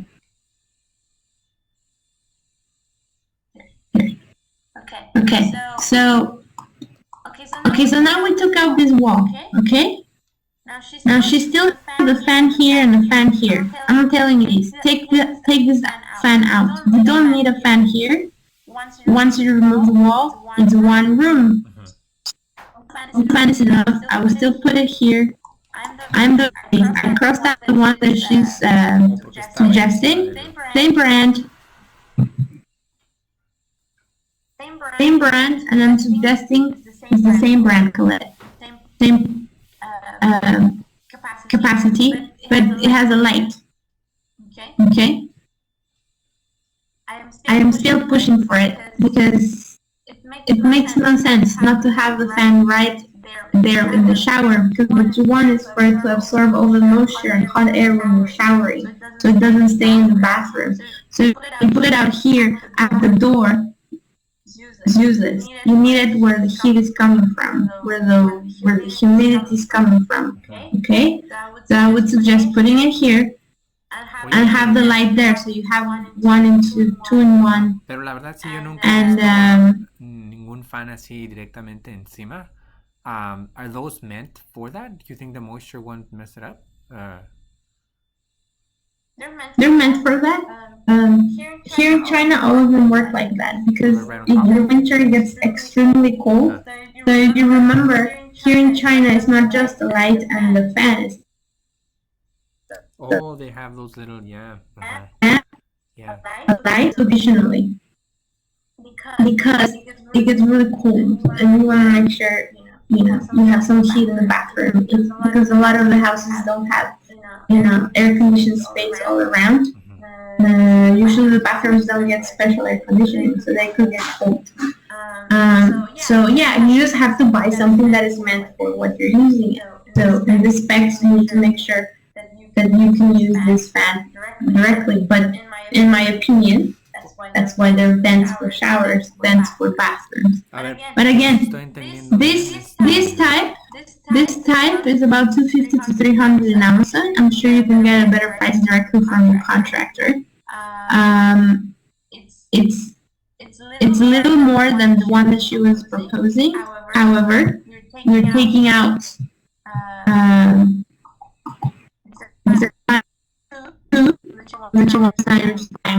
so I think you still save some money there. Si entendí bien, entonces Next there's thing, not going to be anything on the toilet, not on the door. It's just one vent, one fan on the top yes. of the.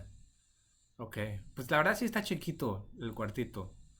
It's enough. It's very small. You don't need two fans in the same bathroom. I think she put it there because you were dividing the bathroom from the toilet room, but now there's no reason for that. Again, I had already put a note in my previous drawings. These lights should not be hanging from the ceiling. Should be centered above the mirror. And the switch should be here for this light in the mirror. I'm making the note. So now I would suggest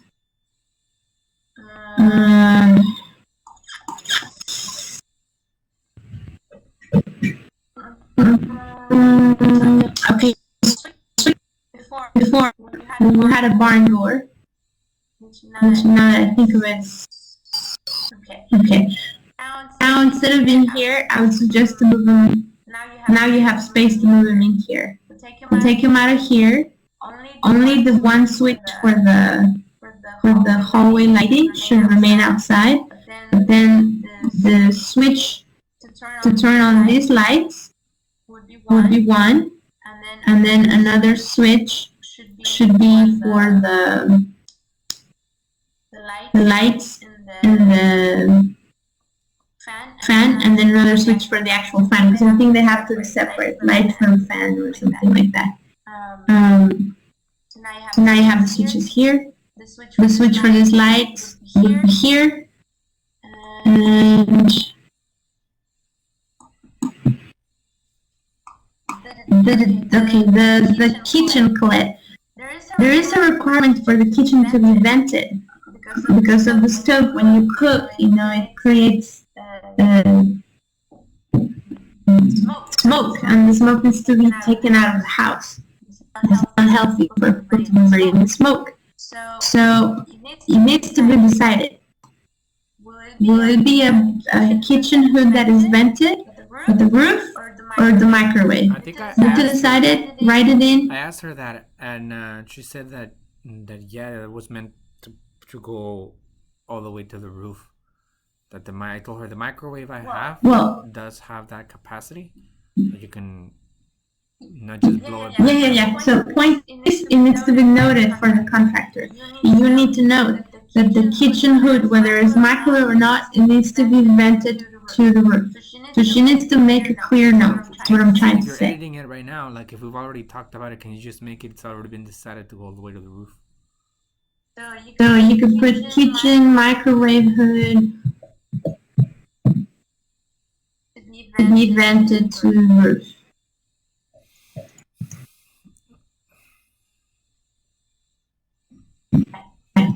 Just tell her she needs to add the note. Okay, and again, this needs to be cleared up. In the restroom, the first contractor, he showed me. I took some video. I don't know if I sent it to you, but I asked to see a demo of one of his jobs that he's done. So he took me to North Hollywood, and then in there he did something pretty cool in the restrooms. Instead of having it looked like an LED light. It was like a circular, just a circle on the like a circular light. It looked like a circular light on the roof. And I told him, wow, ya conectaron aquí al eléctrico. Y dice, no, todavía no conectado, esa es luz del solar. Yo dije, chingado. So I thought it was like solar panels or something like that. And then he called it that, but it's just a hole that goes from the roof all the way through the restroom, and it's like a... Oh yes, it's like a skyline, but it's amplified. And it was only like 9 inches in diameter, a circle. But I was thinking like, fuck, this shit looked bright, like super bright. And I was thinking, if those are not expensive, wouldn't that be better than having lights in there all the time? I mean, like, it would be in addition, right? Lights when the sun goes down. Yeah, it will be in addition. See, those things are expensive. They're expensive? Expensive energy.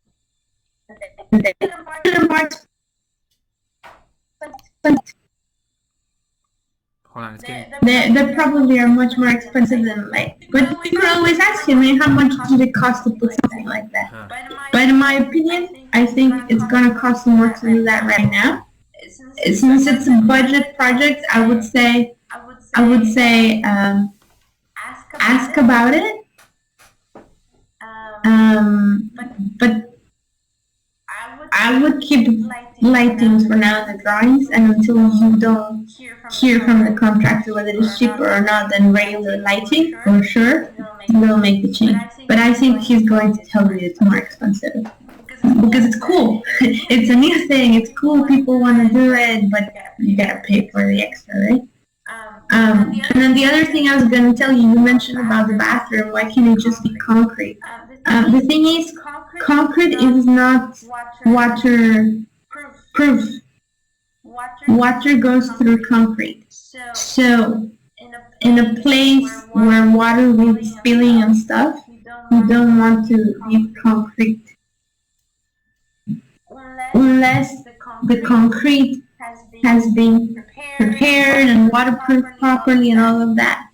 But in the long run, it might be more trouble than just putting up tile. And again, tile can be very cheap, Colette. No, don't go super cheap because you don't want it cracking in the future. But tile is not that expensive. It's one of the least expensive materials because it has been used for so long. Everybody knows how to put it on, etc. So I wouldn't assume that tile is going to be expensive. Just make sure you choose something that is not too fancy or too cool, because that will cost more. Lo que yo me preocupa es una chingadera que se pueda limpiar bien, porque sometimes on those the little separations between tiles. Choose. Yes. So what you want to choose is make sure that the grout is done properly. That's usually the problem when they don't grout it correctly. And maybe you could also choose instead of them using grout that is a light color, choose one that is a dark color. So it doesn't look shitty too fast because it gets a little dark. It's already dark and it's like normal. That could be one way. The other way is you could put a different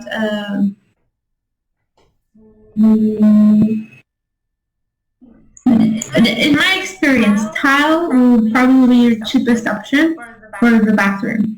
However, you could always ask if they have new options that are cheap, that are cheaper, but that are also going to last you. Here's the thing: you don't want to have to remove the tile in 5 years from now. You want this to last for a long time, or you don't want to remove this whatever new thing they offer you because it hasn't been around too long.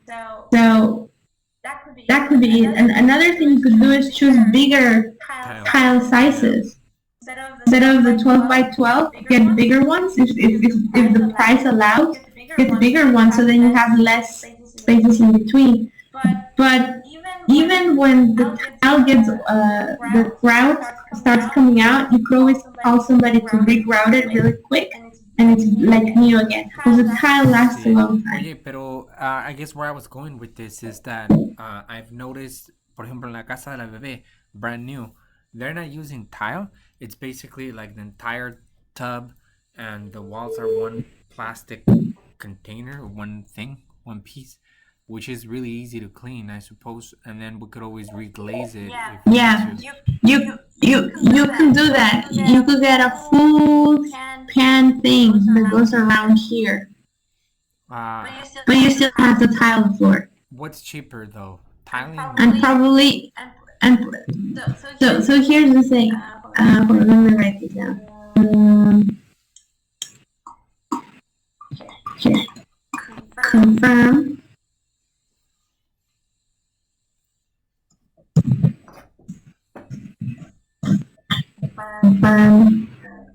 Tile or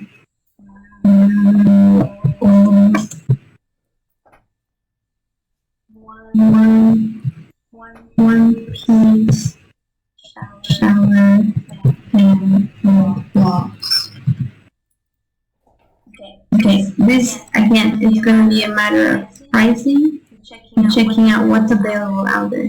You could just go to Home Depot and ask them, hey, I have this thing. Do you guys sell this like whole shower pan thing? Or just ask the contractors, like, what's going to be cheaper, this or that, and they'll tell you.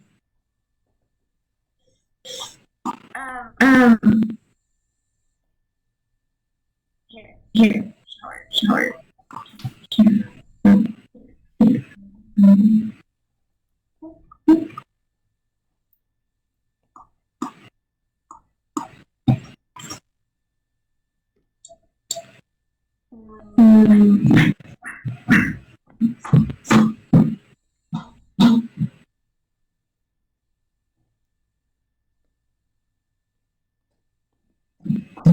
So the thing is, the reason why you want tiles is because when you wash the bathroom too on the walls, right?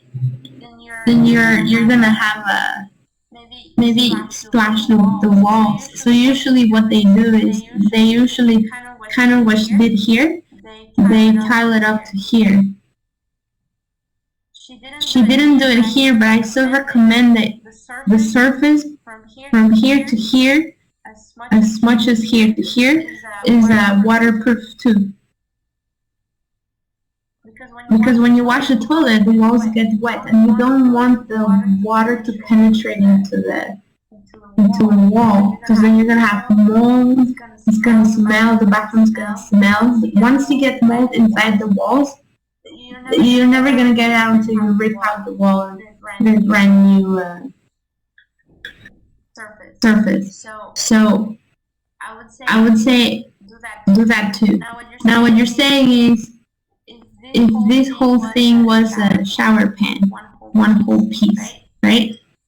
So just double check that price-wise, see if it's something you're interested in doing. Make it yellow, call it.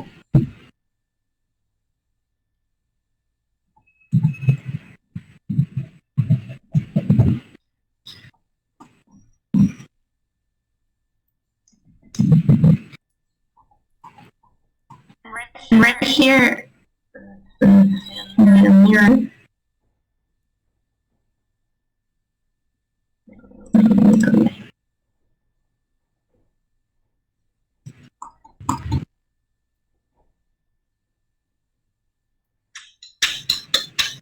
This is painted wall, waterproof surface, whatever you choose to use. Waterproof surface, waterproof surface. Because these walls do get wet. The rest of the bathroom can be dry and then painted. Does that make sense? Yeah.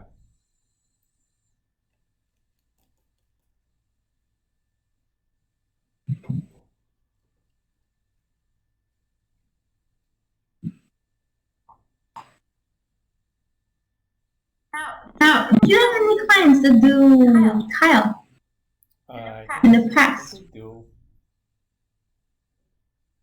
Yeah, ask them, because here's the thing.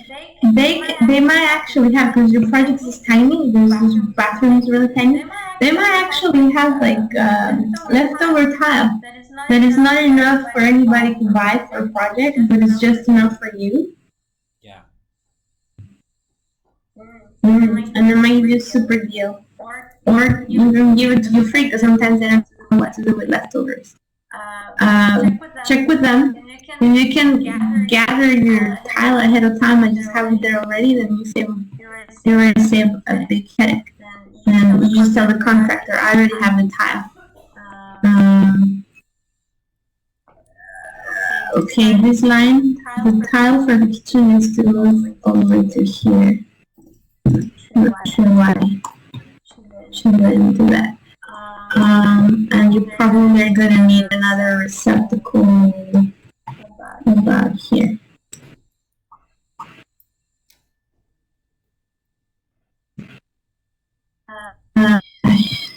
Okay.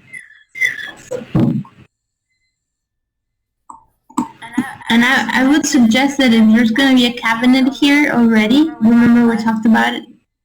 I say you just make it all the way to the top. Because otherwise it's gonna get full of dirt in there. You just make it all the way to the top, because it's a custom one. And then just you have more storage.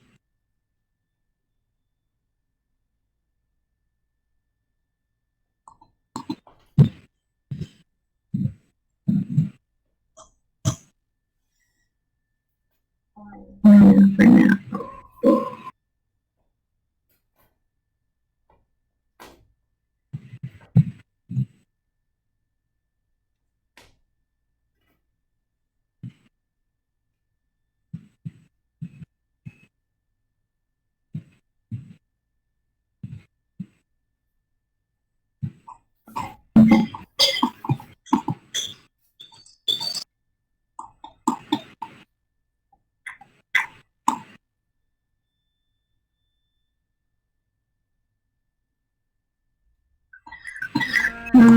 What did you think about the idea of moving this over to the left?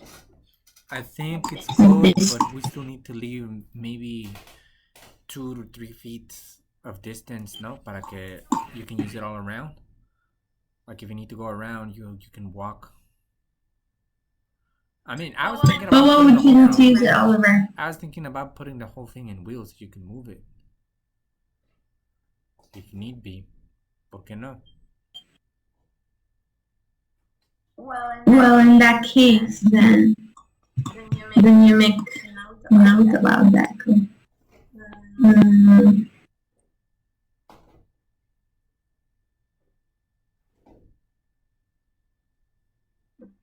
Let's make it here. Just tell Karen to follow this one, not the rest, because I didn't go in all of them and change them. Hay una pregunta, las rayitas que se ven. So then, needs to be noted. Wait, hold on. Island, TV, on casters, casters,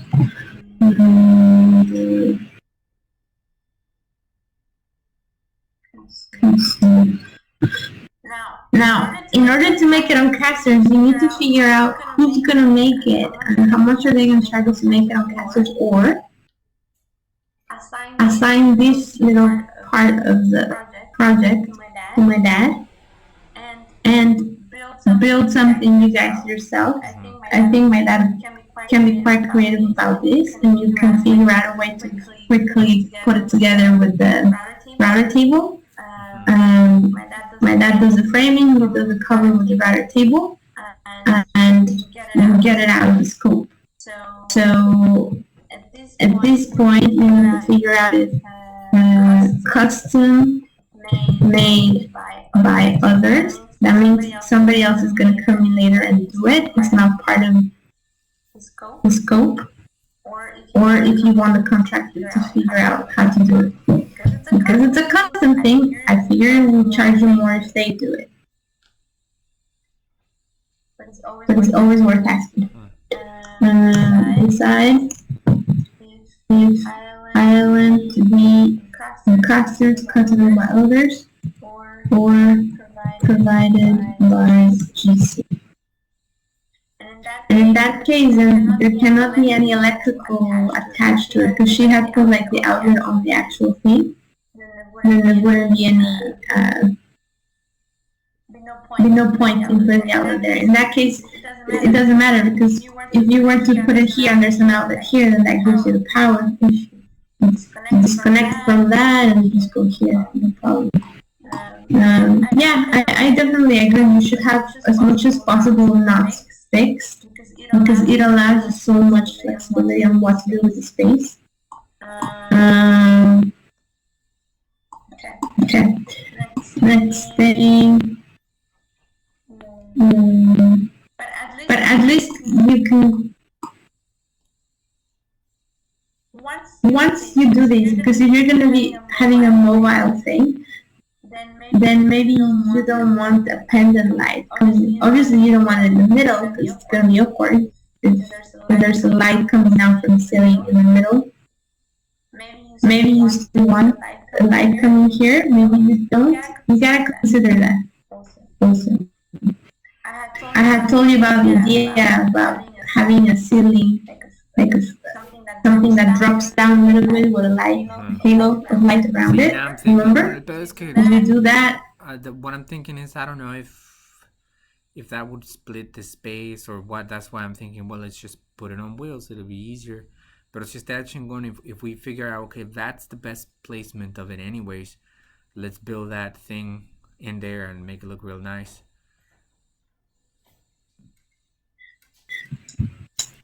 Yeah, I think if you even if you put a ceiling little drop with a halo above here, because you gotta think about this. Even though this thing has wheels and it can move, it doesn't mean this is not its place. So you could say like, you have to pull over, this is the place, that's why the light is above it and it looks nice together. But if I need to move it for some reason, I move it. If I need flexibility one day, I move it. It doesn't have to be always there just because there's a ceiling above it that frames it or makes it like that display. So the ceiling stays where it is, you can move it and then you put it back whenever you're done. Good deal. It's not bad that it has a place.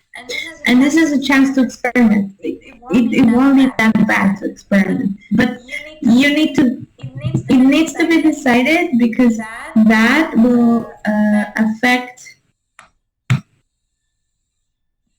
the ceiling plan. Because you might need to ask for an electrical outlet up in the ceiling in order to provide that halo of light. And actually that goes here. So if this moves here, then there's gotta be a J box for that. Okay? Leave it there. I mean, put the J box is okay. Let's just leave it there. You don't even need to decide now. That could be a project for later. Just make sure that when they move here, then the J box moves here. So align, include my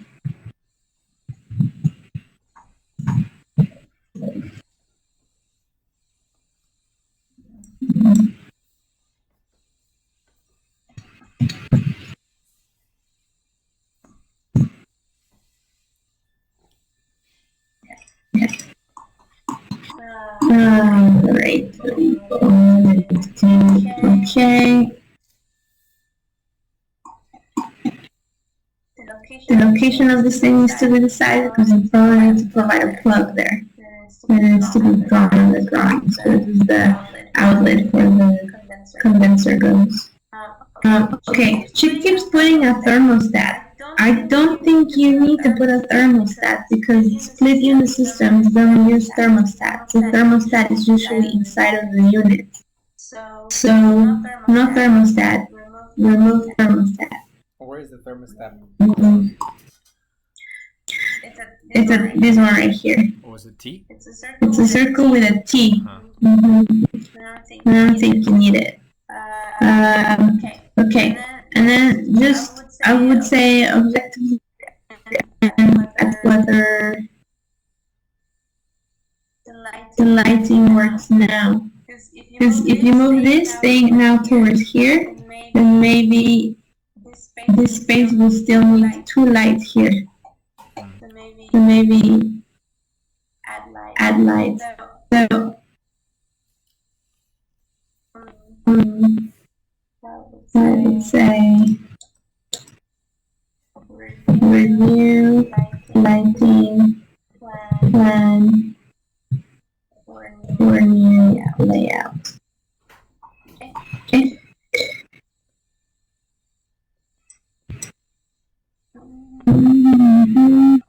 Obviously, these lightings that she shows lights, but the contractor assumes I have to put brand new lights, so she needs to say existing lighting to remain.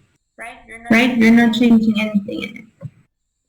Also, question: have you decided that you're putting this AD unit under a separate meter?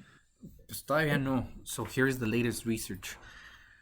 I'm getting different stories from different people, lenders and whatever, but I thought the best thing was to ask an appraiser. Appraisal people, the goal was I asked them, hey, what's the best way to add value to the property? And the question was, is it better to add an ADU with separate units or with separate utilities, or is it better to do it shared? And I'm still wrapping my head around this, but what he said is that, to my understanding, that an ADU can be many things. It could be a back house, or it could be a room addition like this. So apparently, if you do separate utilities, it becomes a duplex. The address doesn't necessarily do make it a duplex. I was under that impression because of what happened with Pete, but I think that it's very easy to get just a B or an A or a B from just like a split like that. But I guess the guy was saying that if it's two separate things with separate utilities, they will appraise the value of two separate units and then add it together at the living square footage, and then add it together. And then if it is if it's a shared so the thing is that I was asking, how do you compare the value? And he said if it's separate units, it becomes a duplex, and then it needs to be compared to other duplexes around the area.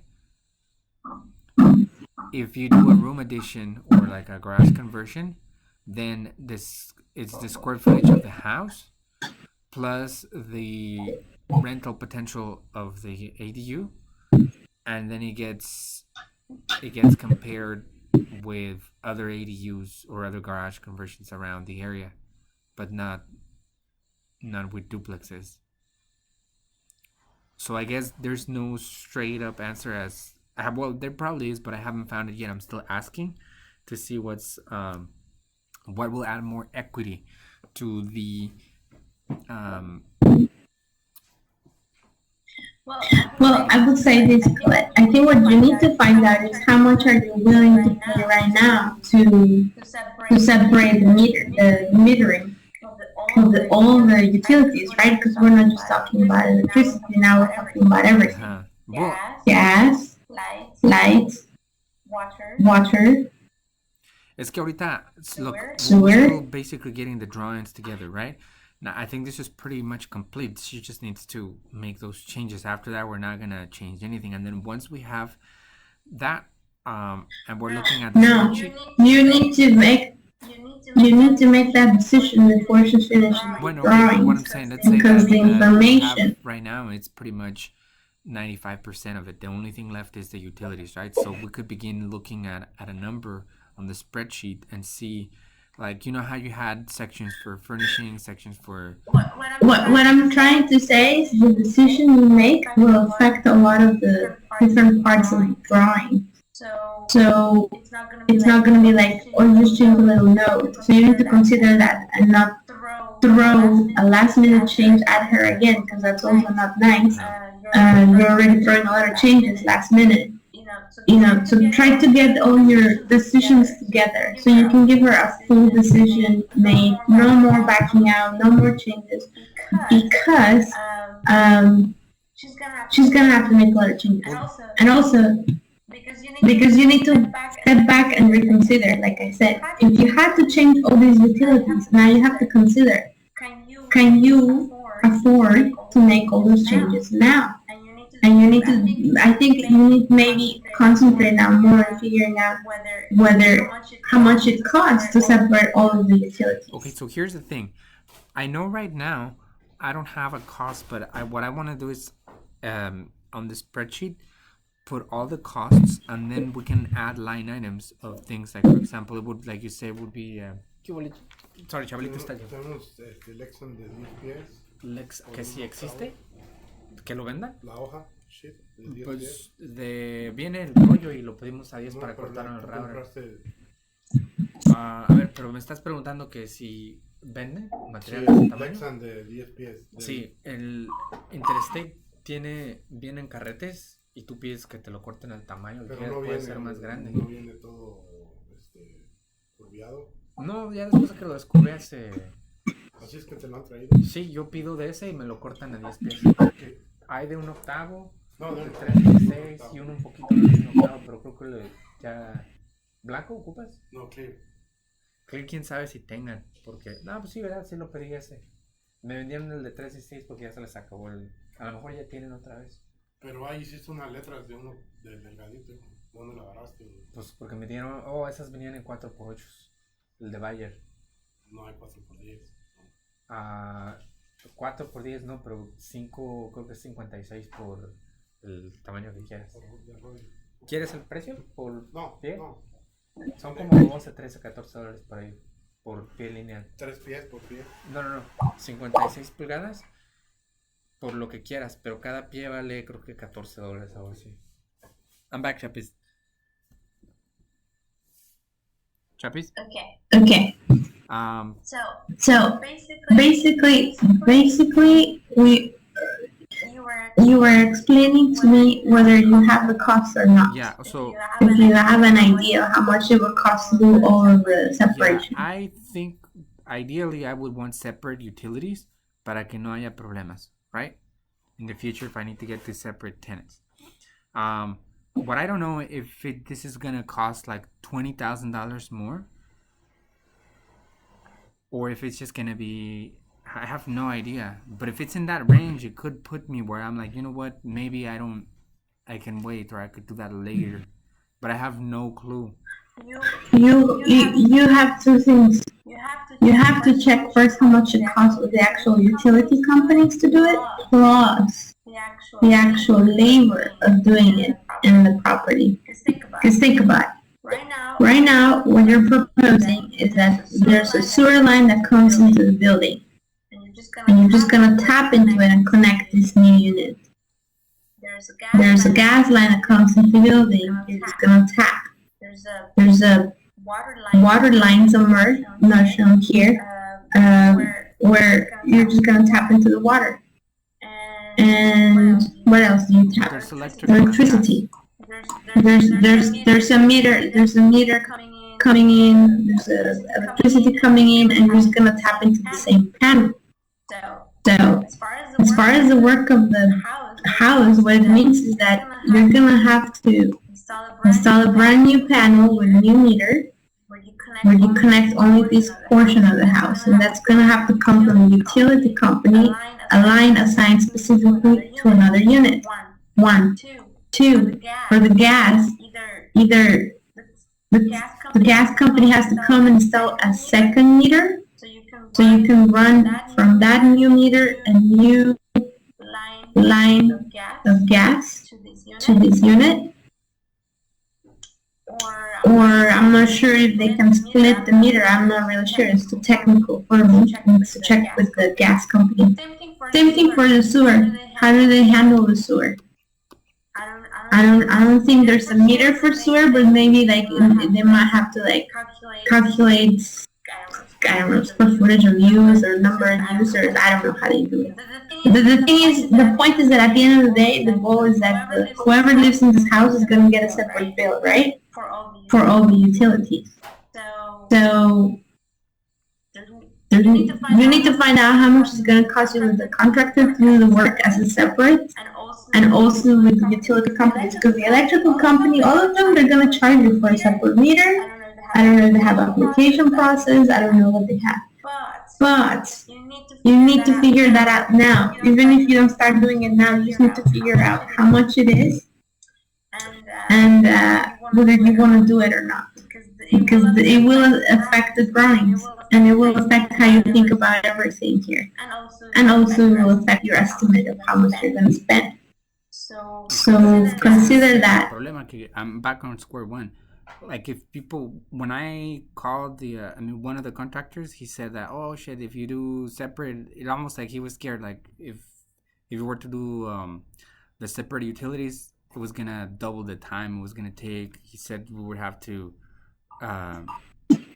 like dig more trenches, and that's the part that I don't know. If I know that I don't know the costs of the water department coming and adding a new meter, if it's really just a meter or if they have to add a brand new line and dig trenches. Like that's the part that scares me. And then also I don't know if the permits of the city is going to be significantly more. Yes, you're gonna have to put a lot of new stuff everywhere. It will take longer to build because you have to take poles, run lines, install meters, talk to the companies, probably submit paperwork, pay them fees, blah blah blah. Yes, it will be a lot more. So the question for you is all of that money, time, and effort worth for you? Like is it worth it to do in order to increase your value of the property? Or is the value of the property just because it is already two units that are separate from each other, whether one rents the other or one rents the other? You need to consider that, because maybe the guy was telling you, oh yeah, it increases the value of the property, but maybe not that much because it already is a separate unit. It's just a matter of whether they're completely independent or one person, like if somebody were to buy the house, they buy the house thinking that they could always rent out the second unit. They see it as their own investment, or versus somebody buys it as, I want to have two different tenants all the time. How much of a difference does that make? And is it worth all the trouble you're going to go through to separate the utilities? I don't know. It's a question to be asked.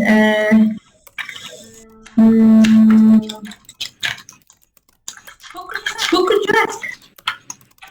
I mean, the contractors, they should know, but that's the problem, that they're barely getting back with the quotes. They're not being formal.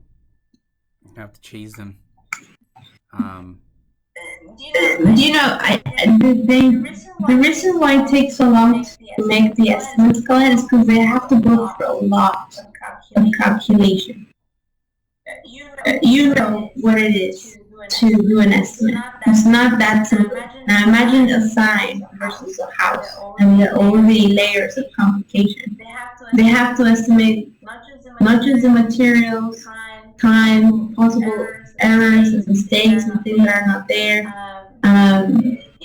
It's a lot of estimates. So that's why I advise you that you give them a good wholesome set of drawings, minimize mistakes, and also so they can give you accurate estimates without having to go back multiple times and change things and add things, and because they take a long time to get back to you.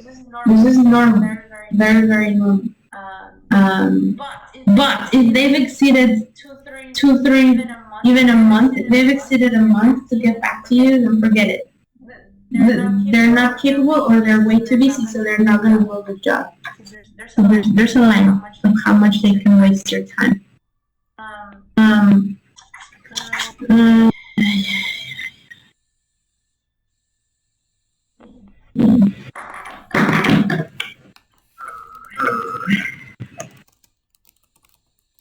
Check.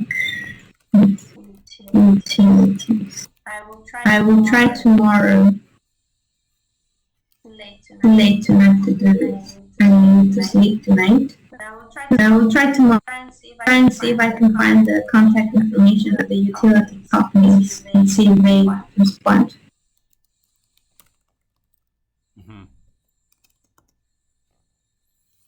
Es más caro tener The correct answers. Thank you. Sorry, I was typing here notes. I was gonna call the city right now and just ask them, because lucky for us in Riverside, the water, the electric, and the trash, it's all the same people. So I mean, I don't. Well, call them up, because they might go ahead and call them up. They might actually tell you, oh, for this kind of thing, you have to call this and you have to call to them. Usually, the billing and the actual utilities are two separate things. Call them up. If they don't give you an answer, let me know, and then I'll try tomorrow. If they give you an answer, also let me know, so we start moving on this.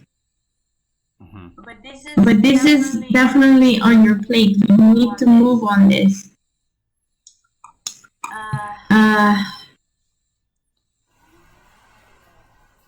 What else? Okay. So based on the drawings from his engineer, I have added samples. These are samples.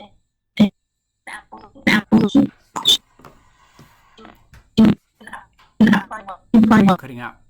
Hold on. Specifically, if you have an electrical plan, you need to have the electrical calculation, because you guys are upgrading it, correct? So there needs to be a calculation of what will be required for the new, to run the new property. So it needs to add all of the electrical loads, specifically the bigger ones, including the air conditioning and all of that. And it needs to be figured out of how many amps you can, to make sure you have the right, it's just a proof. And also, if you have a contractor that is not as good as or experienced, then they know what to get, versus one that you don't need to tell them, they already know. That's usually the difference. And then there's a bunch of notes that are general notes that were in the other drawings that were specific and protect yourself from people who don't know what they're doing. Like the locations of the outlets should be complying with certain specific. Hello? Okay, so Can you hear me? Oh, my Bluetooth disconnected. Okay, so it's just general notes, like very, very general notes that pretty much apply to most projects. General notes, general specifications, and it's really just to cover your butt to make sure that contractor doesn't do things that are outside of typical code. Typical.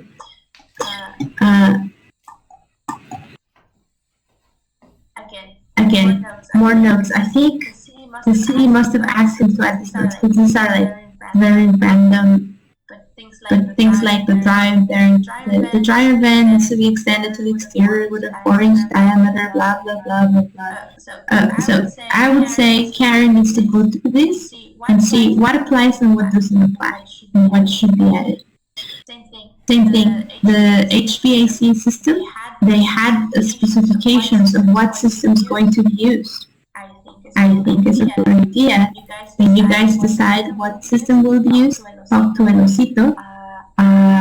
He can probably give you that, like, oh yeah, I recommend you this one. He'll probably give you a brochure. Maybe even he has some PDF.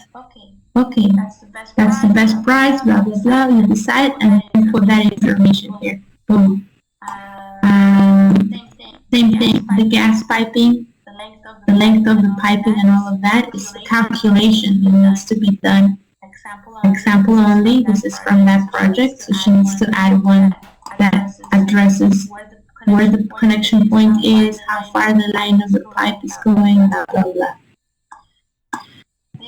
This note is about the lights, the type of lights that are required, high efficiency, blah, blah, blah, permanently installed lights, blah, blah, blah. These are just general notes. The tankless water heater, which type are you using? It needs to be decided and needs to be shown that. The resist light that you're using, how many watts? You need to know these in order to calculate this. So that needs to be figured out. Wait, so those are, you just copied and paste them there, but you're not sure that those numbers will match mine, right? No, they don't match. They don't match because these are specifically from what you call Corhan's drawings, not.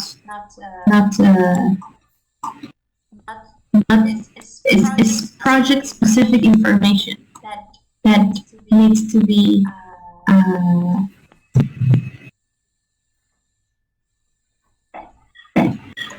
The ones that say examples only are project specific information that needs to be reviewed and make sure that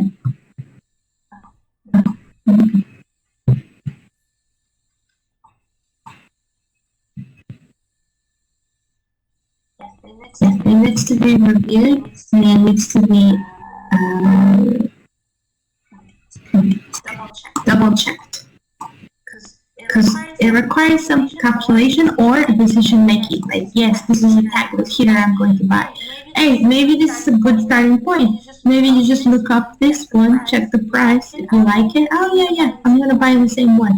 Make sure it covers what she's saying that is the requirement, and you're good to go. But it's a decision making.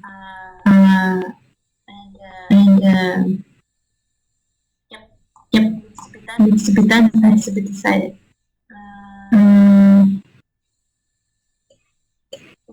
This one's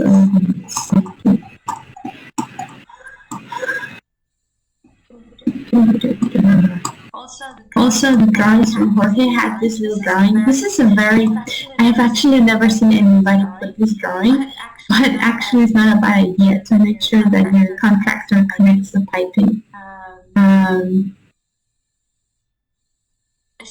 It's just showing, like from the toilet you need to have a clean out and then a vent to the roof, and then the sink needs to be connected to that same vent to the roof, and it needs to be connected to the drain, and clean out, and if you have a tub or because your shower, and P-trap, so it's super generic. This is just as generic as it can get, so it doesn't hurt to put it in there. Plumbing notes, she needs to add if she's specifying this faucet, then it needs to have certain specs, like the gallons per minute, the PSI, the pressure of of the water, how much water is being used, because there's a requirement that needs to be met. You just need to show that you're meeting that requirement. I would suggest she takes this drawing and she reduces it if she really needs to include it. Just reduce it in size and take a big space so it gets a little more cleaned up. And almost there. This is generic, nothing to do with us. Again, notes to be added. This is another sample.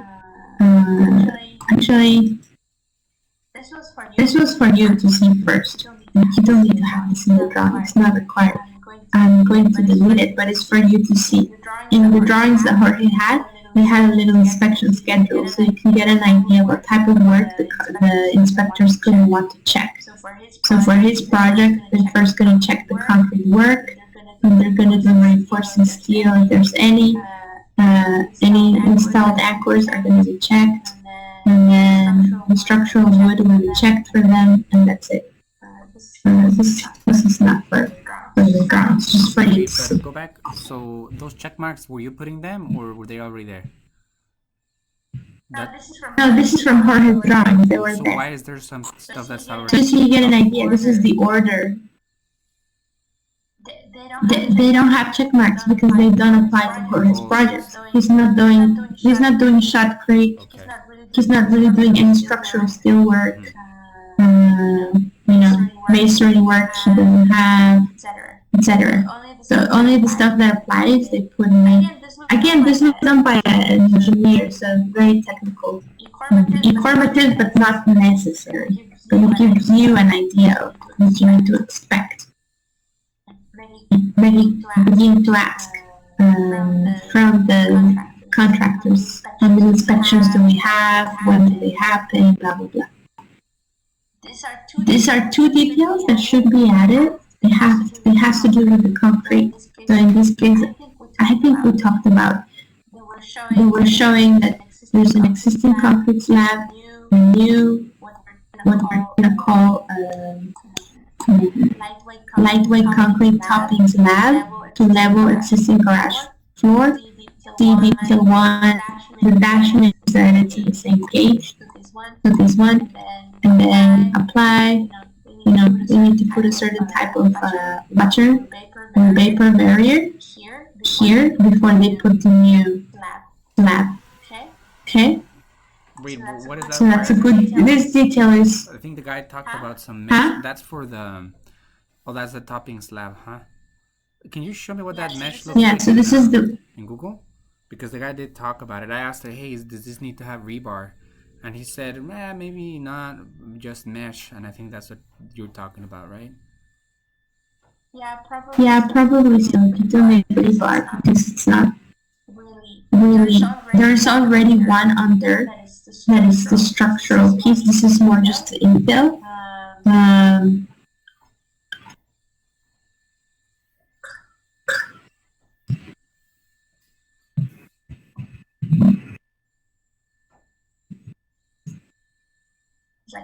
Like that. It's the mesh they put like this. They usually would do this maybe on sidewalks. A ver, pero Zulesa ya viene hecha, ¿la compras o...? Yeah. Viene así. That looks like rebar. It's already So it's attached. just thinner or...? It's thinner rebar. And it will, again, in this drawing, the one from Jorge, the instruction, they're already called out. It's a W2.1 by W2.1. That's the thickness with a 6x6 square. Oh, okay. Which are very big. For your project's only 6x6, so the size of the little tile and the thickness is already determined. I think it would apply to you. Just ask her to add this detail and clean it up and make it look like part of her drawings. Same thing. The new topping slab would have to be attached to the existing slab. That would happen here.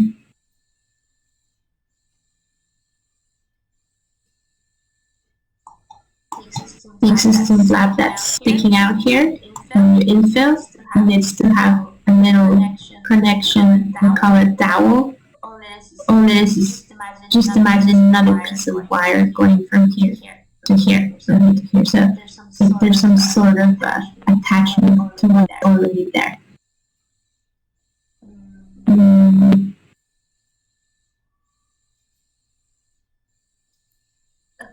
A good detail to have, just so the contractor understands that's part of the work that needs to be done. They should know how to do it already. We've done it 1,000 times probably, but it's good to know it. This is some of the framing details the contractor wanted to see. This is for interior walls. Specifically, I didn't put in anything for exterior because you guys are not building exterior walls. But the interior walls, how do they attach to the existing structure above? So it shows different types of attachments, and it's reference drawings only. This is not specific to any particular project. The contractor has a template, they copy paste it, and they put it on. I mean the structural engineer for Jorge. This is very generic. Now, notice this. You see this big thing that Karen wrote here? Big spreadsheet. It's called a fastening schedule. So it says if you're putting together blocking between ceiling and joist rafters, this is the number and type of fasteners that you need to use, and the spacing needs to be like this. It goes on and on and on and on. The structural engineer for Jorge, this is his version of the same thing. With a little drawing of, how you do a toe nail installation. One type of nailing technique. Much more cleaner. I don't know if she wants to. She doesn't have to remove it. It's an example. Reduce fastening schedule size. And we'll put a question mark. It's not required, but this looks clean. This looks unnecessary. It's just too big. Too big. You look at the. I think the middle column has a lot more content. Is that redundant, or why does she have so much text that it can't fit in one line?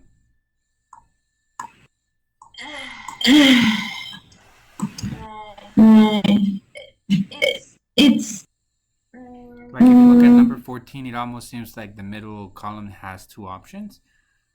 Or yeah, it says 16 blocks, just or. Okay, she has a lot of ors. I see. It's not just that. It's just this is more abbreviated, straightforward, because the contractor reads this and they understand right away. This has like a lot more explanatory. Again, she doesn't have to change it out. I'm just making a point that even if she has this kind of data, she could format the text to be smaller and a lot more like even space. Because look, it's taking almost half of the page. And it's just generic text. This is not specific to your project. It shouldn't be this big. It's just a pointer. She doesn't have to because, again, it's not going to change the outcome of the project. But again, if she's looking to clean up the drawings for more space, that's one place she could do. Again, revise this and this to update the locations. I am making a note here, because if you're going to put a TV here, then you need to call out to provide an electrical outlet at this height. And you need to also show that you want outlets on the wall. Because it sucks when a whole wall doesn't have outlets.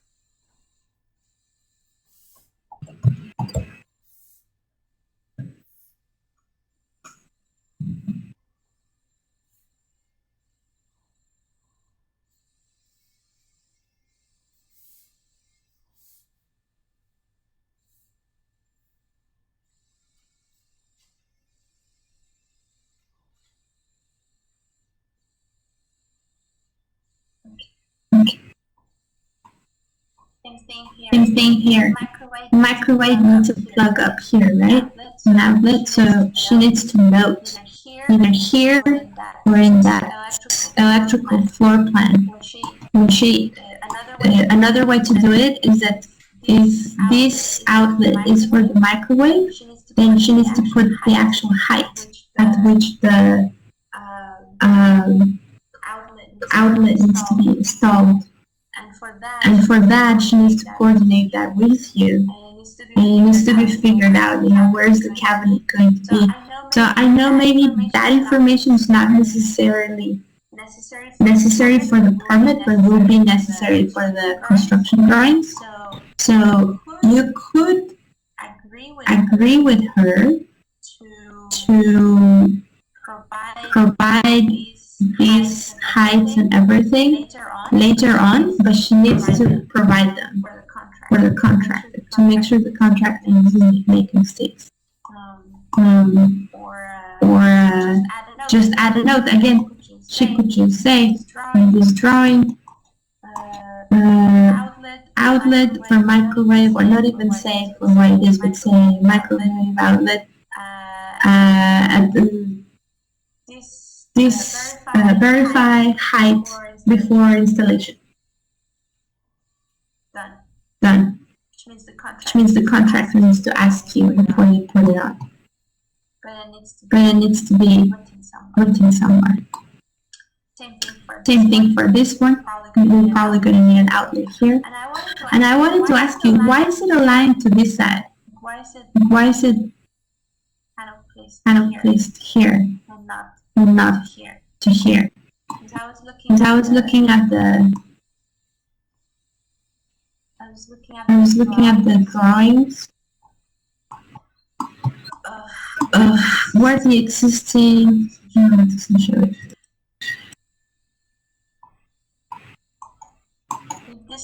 This is the line of where the existing house on the other side is, and you have the unit right here. Like, is there a reason why it's so close to this wall on the other side? Would it be better to align it to this side?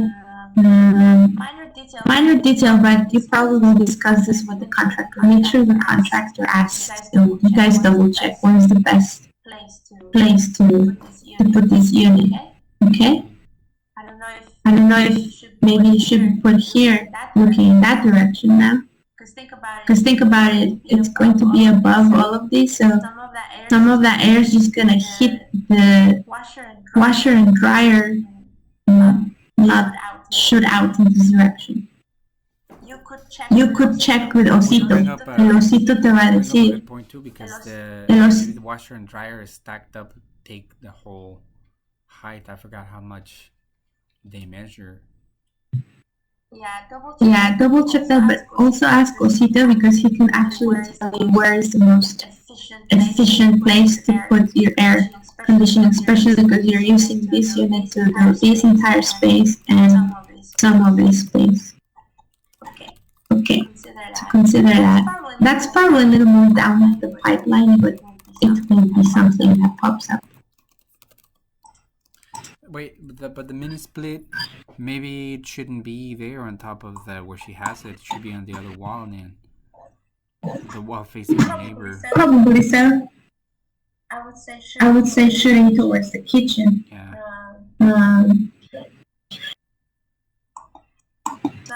So I'm just gonna write a note.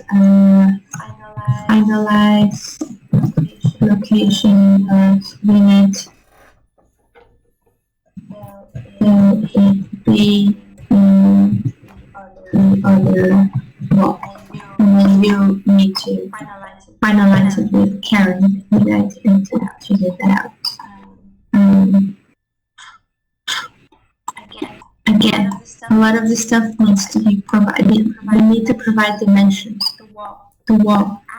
I am still not sure, she needs to say what's the height of the space, the ceiling, so you can calculate how much space you're going to have from the top of the counter to the bottom of the cabinet. Are the cabinets going to be higher up? This needs to be clean and detailed a lot more with dimensions, so you start seeing if there's going to be any problems.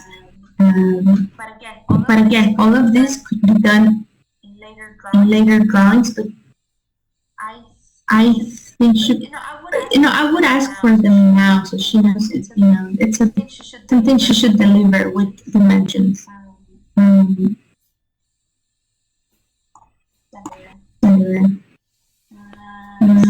Same note, and then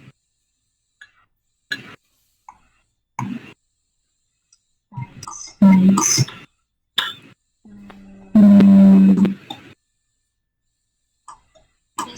This one right here provides dimensions of this.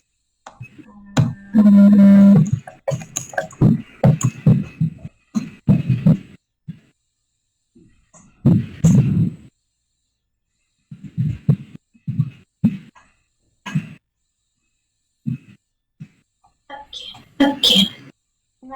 And then this is another generic and another generic. And that's it. So that's it, Colette. Does that help? A ton, yeah. Yeah, thank you so much. That's exactly what I needed and more. So, yeah. Oh, forgot. Over here at the top, there's the blue. It's kind of generic. I kind of stopped writing them here because there were so many, but overall there's a bit of things that you could also write here. Really quick. Show pay versus landscape, electrical panel, calculation, water heater information. Oh, this one was for you. Where's the existing water heater for the house? To the right of the toilet. Where's that? To the right of the toilet. I think in one of the Google Photos you even saw it. You had a picture of my dad, and it showed right there. So we have. I guess what I'm trying to ask you is the existing water heater for this house inside of the ADU? Donde dice point of connection to gas, existing gas line. Ahí está.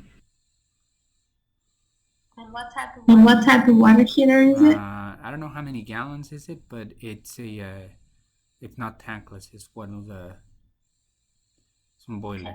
Okay, so this is very important, Colette. Remember I told you that once you turn this into an ADU, you cannot have that tank there, right? So are we saying that the new tank here is going to work for this and this unit? No. So the tankless that is gonna go for the ADU is the one that she's specking out right there. But on the other side of the wall, which is not shown here, the other house, we're gonna have to get another tankless for them. So that needs to be put in here. Actually, yeah, you make a good point. It's completely. We're gonna do shared. It's completely missed. Completely missed from the drawing. So what needs to be noted here in the demo plan, there should be a. I'm just gonna random. I don't know if that's the correct location, but is that the correct location? Existing. Okay. So that needs to say existing water heater to be removed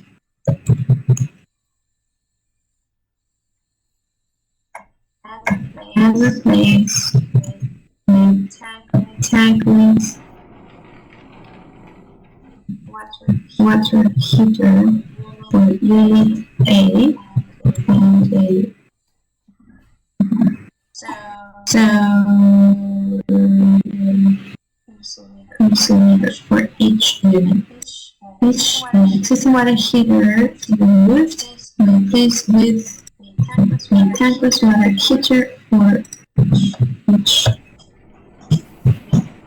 Oye, pero es lo que estoy pensando, fíjate. If we do shared utilities, that means we then only need one tankless, right?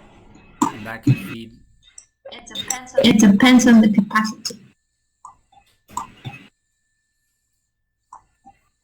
So that's a good question to ask Mr. Osito or whoever he references you to go talk to. I'm sure he knows somebody in the water tankless business. I'm sure there's tanks that can handle the capacity. Make sure you get the information, how much it costs, or he might actually tell you, no, you're better off with 2 separate units because, you know, think about it. Every time somebody needs the water, they turn on the faucet here in the kitchen, and it turns on the water heater inside this unit. Even though somebody here, nobody's using the water, it's on inside the house. And then somebody, you know what I mean? It might be an issue. Or he might tell you, it's the same, or it doesn't matter, it's up to you. If you're striving to have independent units, I would say 2 different tanks. Another person you can ask is Jorge, because he actually opted for replacing 1 tank for 2 tanks.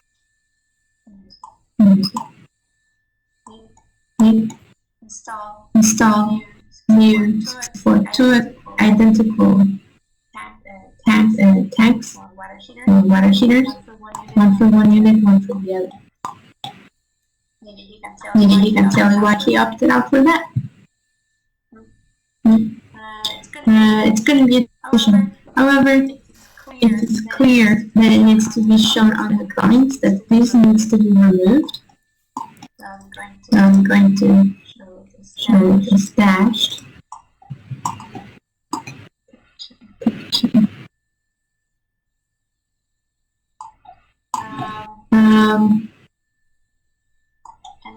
And make sure she notes unit 1. Is it unit 1? I know she named it unit 2 here. Is that the actual address? No recuerdo, creo que era A y B. We need to verify that. Make sure it matches. Just make sure that it has for each unit. 1. And I'm gonna put 1 and 2 for now, but if it's A and B, you need to check. Okay?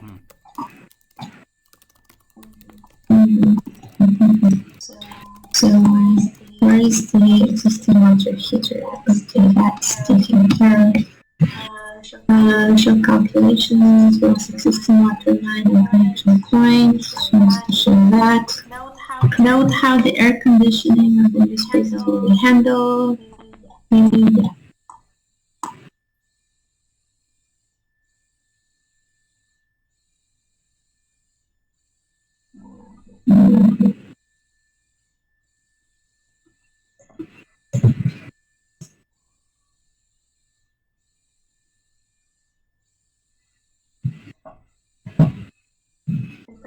What you see for alternate solutions makes sense. So aquí I think we need to confirm.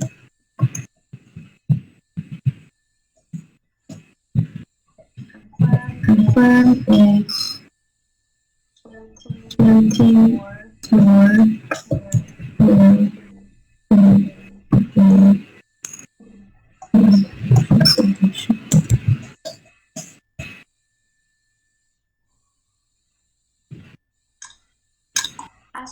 Ask contractor what insulation will be used in wall ceilings, roof, mounting drawings. What might not be necessary? Okay, roof plan. We'll put it in practice. Roof plan is unnecessary. Blah blah blah. I would say remove it. Put the electrical there instead. Why do you thermostat? You decided if you have 2 separate electric meters. You want the house. Oh, second thing. Do you need a hose outside?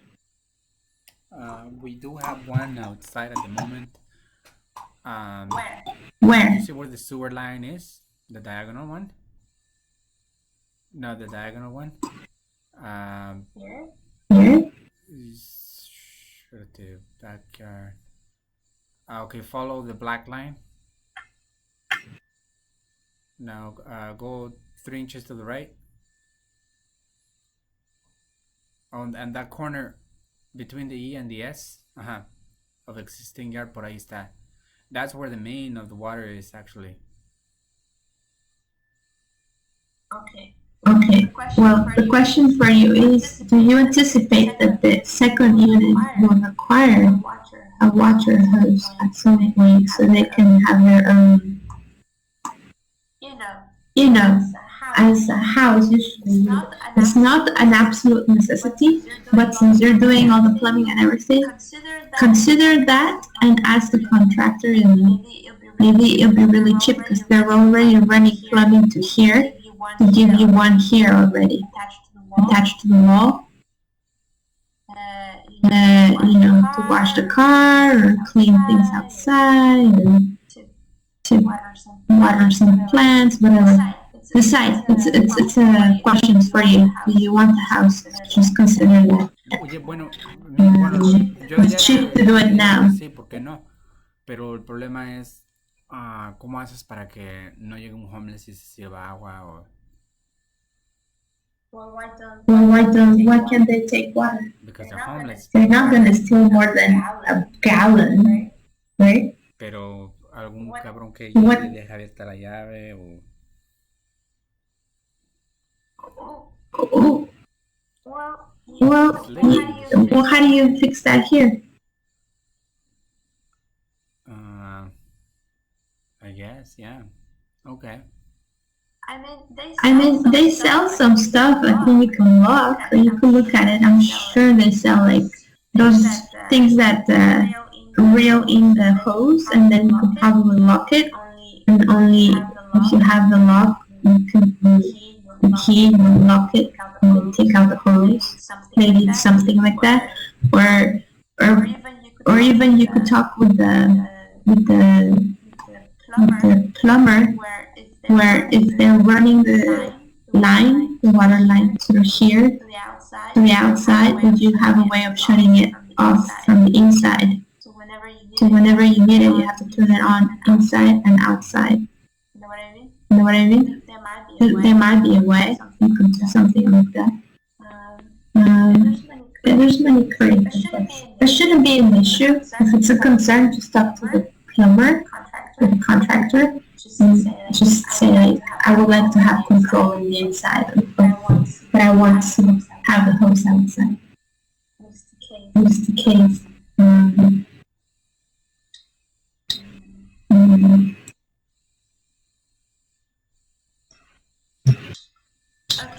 Okay. I think that's about it. I am done. I have to go to sleep. It's already 2:30 here. So I'm going to send you this. I would suggest that you take some time to go over this stuff with yourself. Make yourself a list of all the things you need to decide. Don't just forward this to Karen, because there's some questions that you need to address. And then like once you have the list and an idea of what you can give Karen now, you can set her down and say, okay, I'm going to owe you this, I'm going to work on this while we continue changing stuff on the drawings, and I'll update you as I go. I mean, you guys need to decide how you work, but ideally, if I was her, I would prefer that you don't keep changing things. So if you have to make any decisions, make them now before you start to make the changes that will just keep this going. Yeah, yo creo que I would do that and then kind of start getting familiar with the spreadsheet as well, and then start getting some numbers. I think this will help you too to add more items to the spreadsheet. I'm sure the spreadsheet needs a lot more items. Okay, sounds good. Well, thank you so much, Chapis. This is great. I think I'm gonna review the spreadsheet as best as I can, but I think once I have the info, I'll maybe we should get back and then just review that spreadsheet so that we know it's like, okay, this is how much tankless water heaters, how much we're gonna spend, so we know what kind of a budget we need to get, because then after that it would be the funding. But then, like, I can't see this. Jorge said that he's paying about 50 to 60 grand for his, but he's building from the ground up an entire section. So I can't say, like, it makes no sense that ours goes over 40, or I don't think your project is very complicated, so obviously the $40,000 estimate you got is on the high side. So that's why I keep insisting that you keep reaching out to contractors till you find somebody that is responsive and can work with you and is actually more along your style when working. Somebody younger, somebody that... En la casa de la bebé, in that neighborhood, there's a neighbor there that actually does that, and his car is wrapped. His truck was wrapped, and it says that. It's like, it's crazy. It's the first business or person that I see that's specifically catering to ADUs. It says build a house behind your house and get paper. Like, it's exactly that. Y su casa, if he's your neighbor, start with that. Like, I would just approach him from the neighborly side kind of thing. First ask hit him. them up today, and their house is like super nice. Like, it's really, from the outside, the construction, everything's like really nice. So I'm assuming they do a lot of work, and I'm assuming they have experience in this. So I'll get some numbers from them, and I'll ask them about the utilities. I think that's what I need to know. Like, okay, from somebody with experience, what's the difference between getting utilities separate or shared? And they should be telling me, yeah, it's 5 to 10K versus it's only like a 10K difference or 5. Can I give you advice? Because I know you, your sister, and I know you. Just assume that one person might not be able to give you all the answers. So be very prepared, have all your questions, and decide which questions you're going to ask to each person. Because if you try to give all your questions right now, I'm sure you have at least 30 questions. If you try to give them to one person only, you're going to overwhelm them. If they're only helping you, you're not paying them for it. It's too much to ask. So try to kind of like have many different people that you ask instead of questions, instead of everything to one person, because you're gonna shut them off. Like, they're gonna be like, okay, I said I couldn't help, not that I could do it. Like, you know what I mean? So, knowing you tend to ask a lot of questions to one person. Mira la niña que lleva aquí como 4 horas en el teléfono. Even like your body's asking you to sleep, and you still are here like 3 hours later. Y resulta que ahora soy yo. Yeah, but this is because from here on, my schedule is getting tighter and tighter. I really appreciate So that. if I don't do it today, I might not be able to do it later. I appreciate that. So I wanted to get it out because I know you need it to have I appreciate that. push forward in this. Alright, I'm gonna go to sleep. I'm sending you this right now, and I'm gonna go to sleep. Órale, pues. Have a good night. Chapis, nos vemos. I might just send you the link in Dropbox. Okay, bye-bye. Nos vemos. Bye.